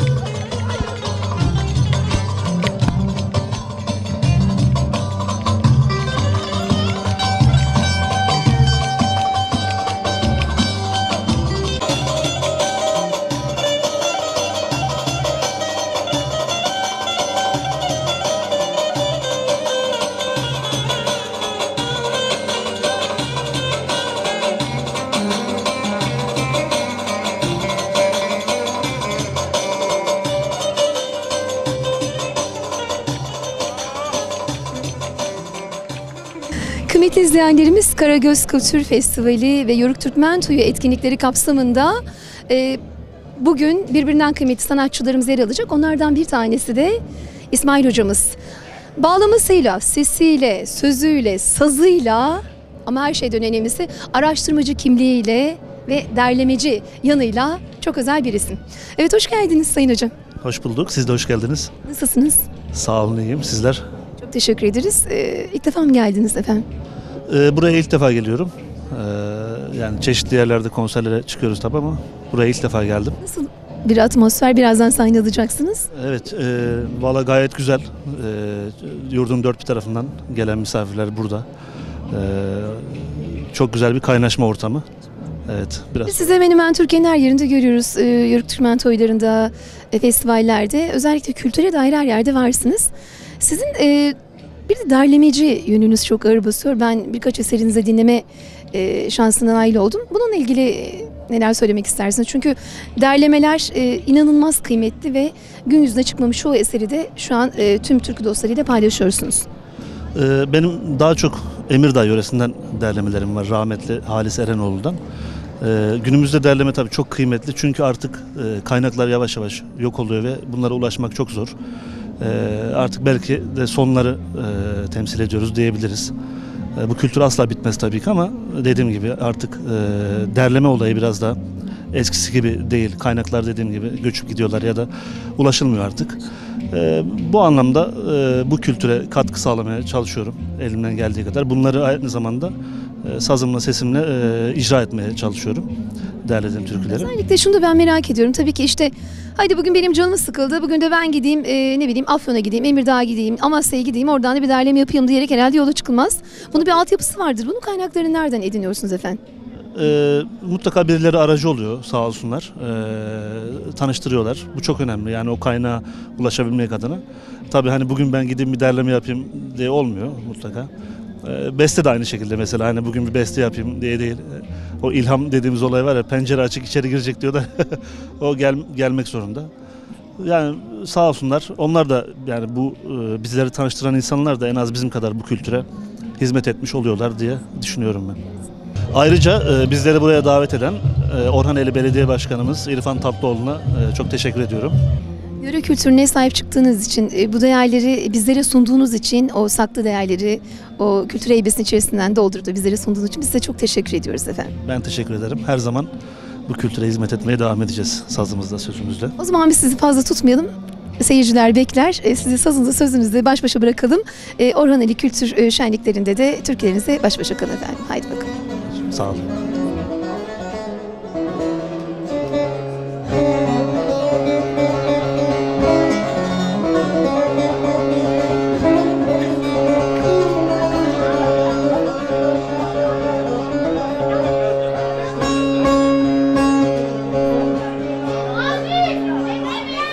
Seher yerde bizim eve gidersen Nazlı yarede küstüğümü söyleme, ona söyleme.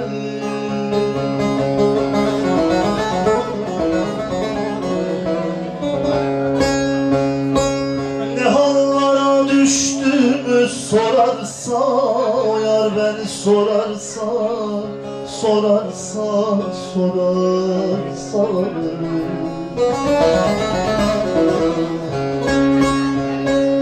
Nazlı yarede küstüğümü söyleme.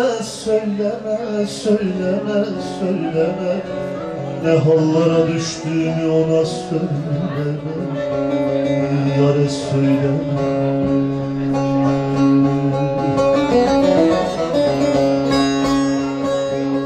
Ne hallara düştüğümü sorarsa, o yar beni sorarsa.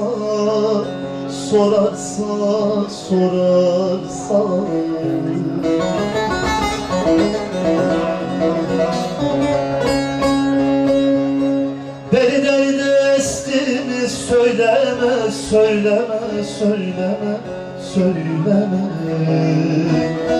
Nazlı yara küstüğümü ona söyleme.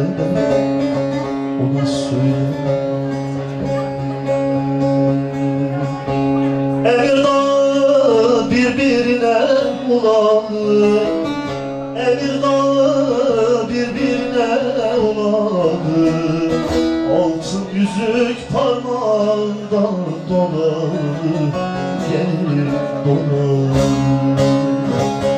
Altın yüzük parmağında dolanı, gelir dolanı. Burnu büyüdü gelin olalı, burnu büyüdü gelin olalı. Kız iken yandın sen değil misin, gelin sen misin? Kız iken yandım sen değil misin, gelin sen misin?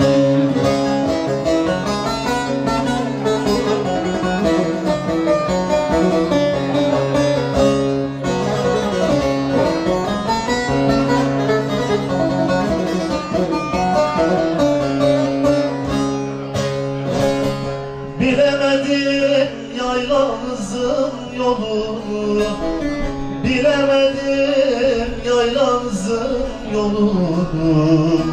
Saçı uzun bağlasınlar kolunu, gelin kolunu. Saçı uzun bağlasınlar kolunu, gelin kolunu. Eğer anam seni bana vermezse, eğer anam seni bana vermezse, yemin ettim keseceğim yolunu, gelin yolunu.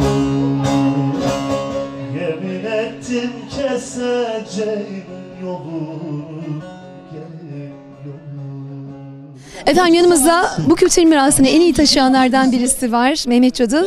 Kanal 15 televizyonunun yönetim kurulu başkanı ve aslında biz ona bu kültür adına en büyük emekleri veren kıymetli abimiz diyerek başlamak istiyoruz efendim. Tabii. Hoş geldiniz öncelikle Karagöz etkinliklerine. Orhaneli şenliklerine davete icabet ettik. Hakikaten başkan güzel bir hizmet yapıyor. Yarışıyla, odunuyla. Yani her şeyin bir marifeti var derler ya. Her marifeti burada ediyor. Biraz önce araba yarışı vardı. Çocuk ta ağlıyor, ben niye almadım işte. Hakikaten bunlar çok güzel bir şey. Bu içinde bir heyecan uyandırmak. 20 sene öncesi Ertuğrul Gazi Bilecik Söğüt şenliklerine geldiğimiz zaman hakikaten biz, belki ben Yörük kökenliyim ama onu bu kadar içimdedir. 20 yıl öncesi bu hizmete başladık. Kanal 15'te 8'de 10 arası Yörüklüğü reklam ettik. O günler tabii o saatlerde o kanalı hizmete açmasaydık belki Yörük bu kadar bir yere varmak. Şimdi kazası, şehirlisi, sosyetesi hepsi Yörük oldu. Bir bakıyorum hakikaten Yörük'ü görmemişler, Yörüklüğü diyor. Çünkü Yörük dediğimiz zaman bizim Orta Asya'dan gelen konar geçer, bizim özümüz, kökümüz Orta Asya'dan gelmiş işte, başmış batıdan, doğudan batıya kadar yayılmış. Bakıyorsun şimdi 5 saat sürdü. Orhan Ali'ye geldik. Baktık zaman muhteşem bir hizmet var. Muhteşem bir katılım var. İşte spikeri burada, kameracısı burada, yapımcısı burada, televizyoncusu burada. Eskiden Yörüklerin fabrikası, sanayisi yoktun. Yörük dediğin zaman şapkayı bağrına alan, bir resmi daireye varan, işte dur kardeşim 2 saat sonra gel dediği zaman hakikaten orada bağrını basıp saatlerce bekleyen biriydi. Ama şimdi Yörükler hakkını savunabilen, ben de varım diyebilen bir neslin sahiplerdeniz. Onların bir ferdiyiz. Onun için Yörüklüğü her zaman kutluyorum. Yörük olmak bir ayrıcalık diyorum. Spikeriyle, kamerasıyla, televizyonuyla, sanayicisi bir bütünüz, bütün yola devam. Bizler de size çok teşekkür ediyoruz Sayın Mehmet Çadıl. Bu kültüre vermiş olduğunuz hizmetle daim olunuz inşallah efendim. Sağ olun. Çünkü bu bir hizmettir. Ben kanalın hakikaten aylık bir yükü var. Belli bir bedel, büyük bedelle. Bunu hakikaten 30 yıldır çekiyorum. Neden? Bir okul yapmak gibi bir kültüre, Burdur ilinin bir tane televizyonu var. Ona da sahip çıkıyoruz. Türkiye'nin Yörüklerin bir televizyonu olarak. Şimdi televizyonlar da bol aldı. Yörüklere hizmet ediyor. Ya biz özümüz Yörük, sözümüz Yörük, işimiz Yörük. Yörük'e devam ediyoruz. O zaman devam diyoruz, yürüyoruz hep beraber.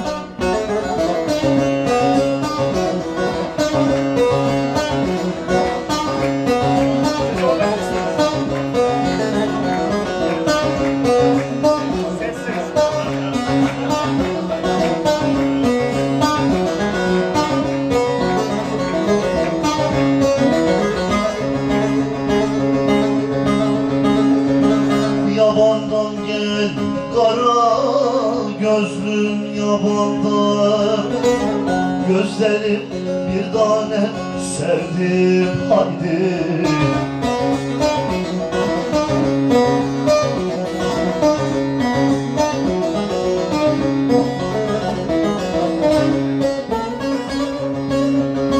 Aldım haberini de garip çobanda sevdim bir tane yeri. Aman yeri yeri, Mustafa yeri yeri, çapraz yeri yeri, yeri yeri yeri. Aman yeri yeri, Mustafa yeri yeri, çapraz yeri yeri, yeri yeri yeri.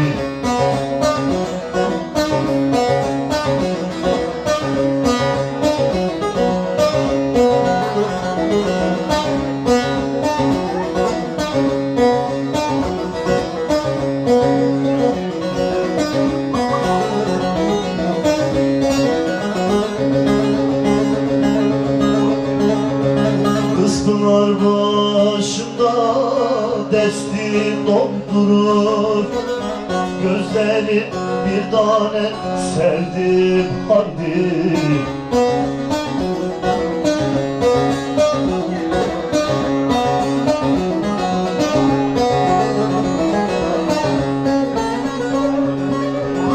Destinin kulpuna da şahit kondurur sevdim bir tane yeri yeri. Aman yeri yeri, Mustafa yeri yeri, çapraz yeri yeri, yeri yeri yeri. Aman yeri yeri, Mustafa yeri yeri, çapraz yeri yeri, yeri yeri yeri.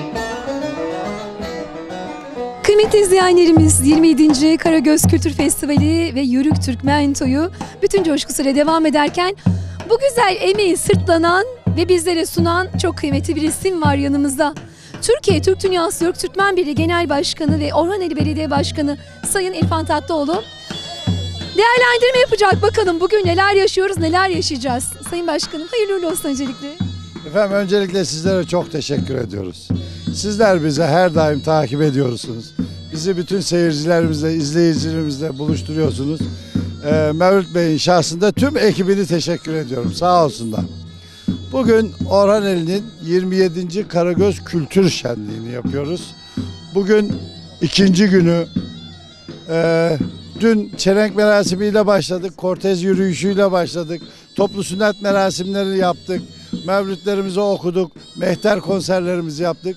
Bugün de kültür ağırlıklı olan, Yörük Türkmen Birliği'ne üye olan ve tüm Yörük Türkmen derneklerini buraya topladık, üye olmayanları da topladık. Hep birlikte bugün kültürümüzü ön plana koyabilecek çok güzel mizansenler yaptık. Çok güzel oyunlar, çok güzel yarışmalar yaptık.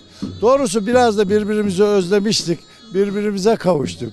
Arkadaşlarımızla sohbet ettik. 70'e geçik ilden misafirimiz vardı. 11 tane dış devletten misafirimiz vardı. Azerbaycan, Türkmenistan, Doğu Türkistan Başbakan Yardımcımız vardı. Ben gelen heyetin hepsine teşekkür ediyorum. Burada dolu dolu bir gün geçirdik. Dünyaya mesaj verdik. Ülkeye mesaj verdik. Bugün göçümüzde vermiş olduğumuz en güzel mesajdı bana göre. Göçümüzü yaptıktan sonra çadırımızı kurduk. Çadırımızın önüne Türk bayrağını asarken tüm arkadaşlarımızla, yurt içindeki derneklerimizle ve uluslararası Türk dünyasındaki bütün devlet temsilcileriyle beraber Türk bayrağımızı çadırın önüne astık. Bu şu demekti. Biz tekrar dünyada bir beraber olduk ve bu bayrağın altına girdik. Bizim bayrağımızı, istikbalimizi ve istiklalimiz için her şeyi yapabiliriz. Ey dünya, bizle oynama. Biz Türkler 10 bin yıldır bu tarih sayfalarında varız. Kıyamete kadar da olacağız. Bizi yok etmek için uğraştıkça siz batacaksınız, biz yükseleceğiz. Tarih sayfalarına baktığımızda bir 100 yıl kadar şu Anadolu coğrafyasında dinlenmeye çekilmiştik. Ama öyle uğraştılar ki ona bile tahammül edemeyince bizler şimdi uyandık. Bizler şimdi siyasette de varız, ekonomide de varız, ticarette de varız. Ülkemizi ileriye götürmek için her şeyi yapmak için de hazırız ve yapıyoruz. Çünkü bizler bu ülkeyi karşılıksız seviyoruz. Onun için bugün buradaki mesaj birlik beraberlik içerisinde ülke menfaatleri doğrultusunda yapabileceğimiz her şeyin en iyisini yapabiliriz göstermek ve dünyaya şu mesajı tekrar söylüyoruz. Biz Türkler olarak, biz bu Türkiye Cumhuriyeti Devletleri olarak, İslam dünyası coğrafyasında hadime olarak biz bu dünyada devamlı var olacağız. Hiçbir oyuna gelmeyeceğiz. Siz bizle uğraştıkça biz birbirimizi daha da çok seveceğiz, daha da çok çalışacağız, daha da çok ilerleyeceğiz diyorum. Ben size teşekkür ediyorum. O zaman biz de şöyle diyoruz kıymetli izleyenlerimiz. Tarihte vardık. Şimdi de tarihimizde burada sınırlarımızda bir tarih yazıyoruz. Orhaneli'nde Karagöz Kültür Festivali'nde diyoruz ki Türkiye Cumhuriyeti bugün Orhaneli'nde tekrar birlik ve beraberlik adına nefes aldı. İyi ki varlar, iyi ki varız.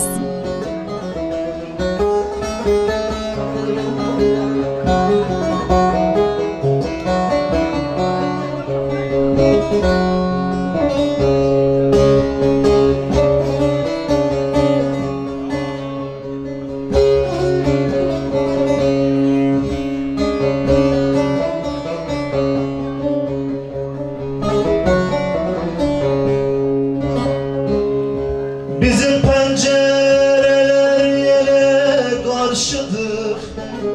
Muhabbet dediğin karşı karşıdır.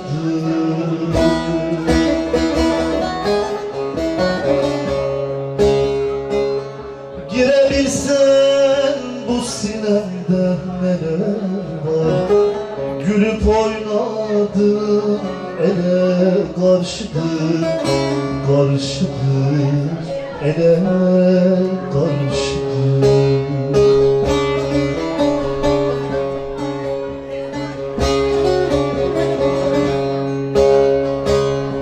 Girebilsen bu sine Gülüp oynadın ele karşıdır, karşıdır, ele karşıdır.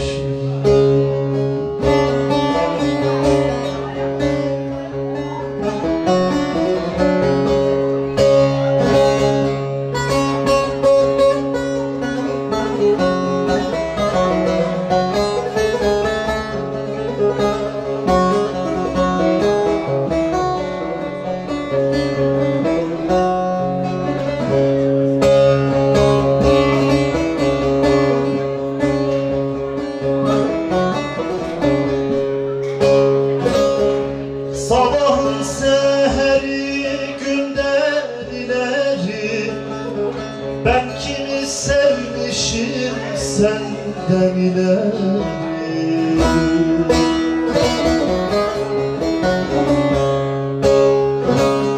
Ziyaret olmuşsun, kurban istersin, kurban bulamadım candan ileri, ileri, candan ileri.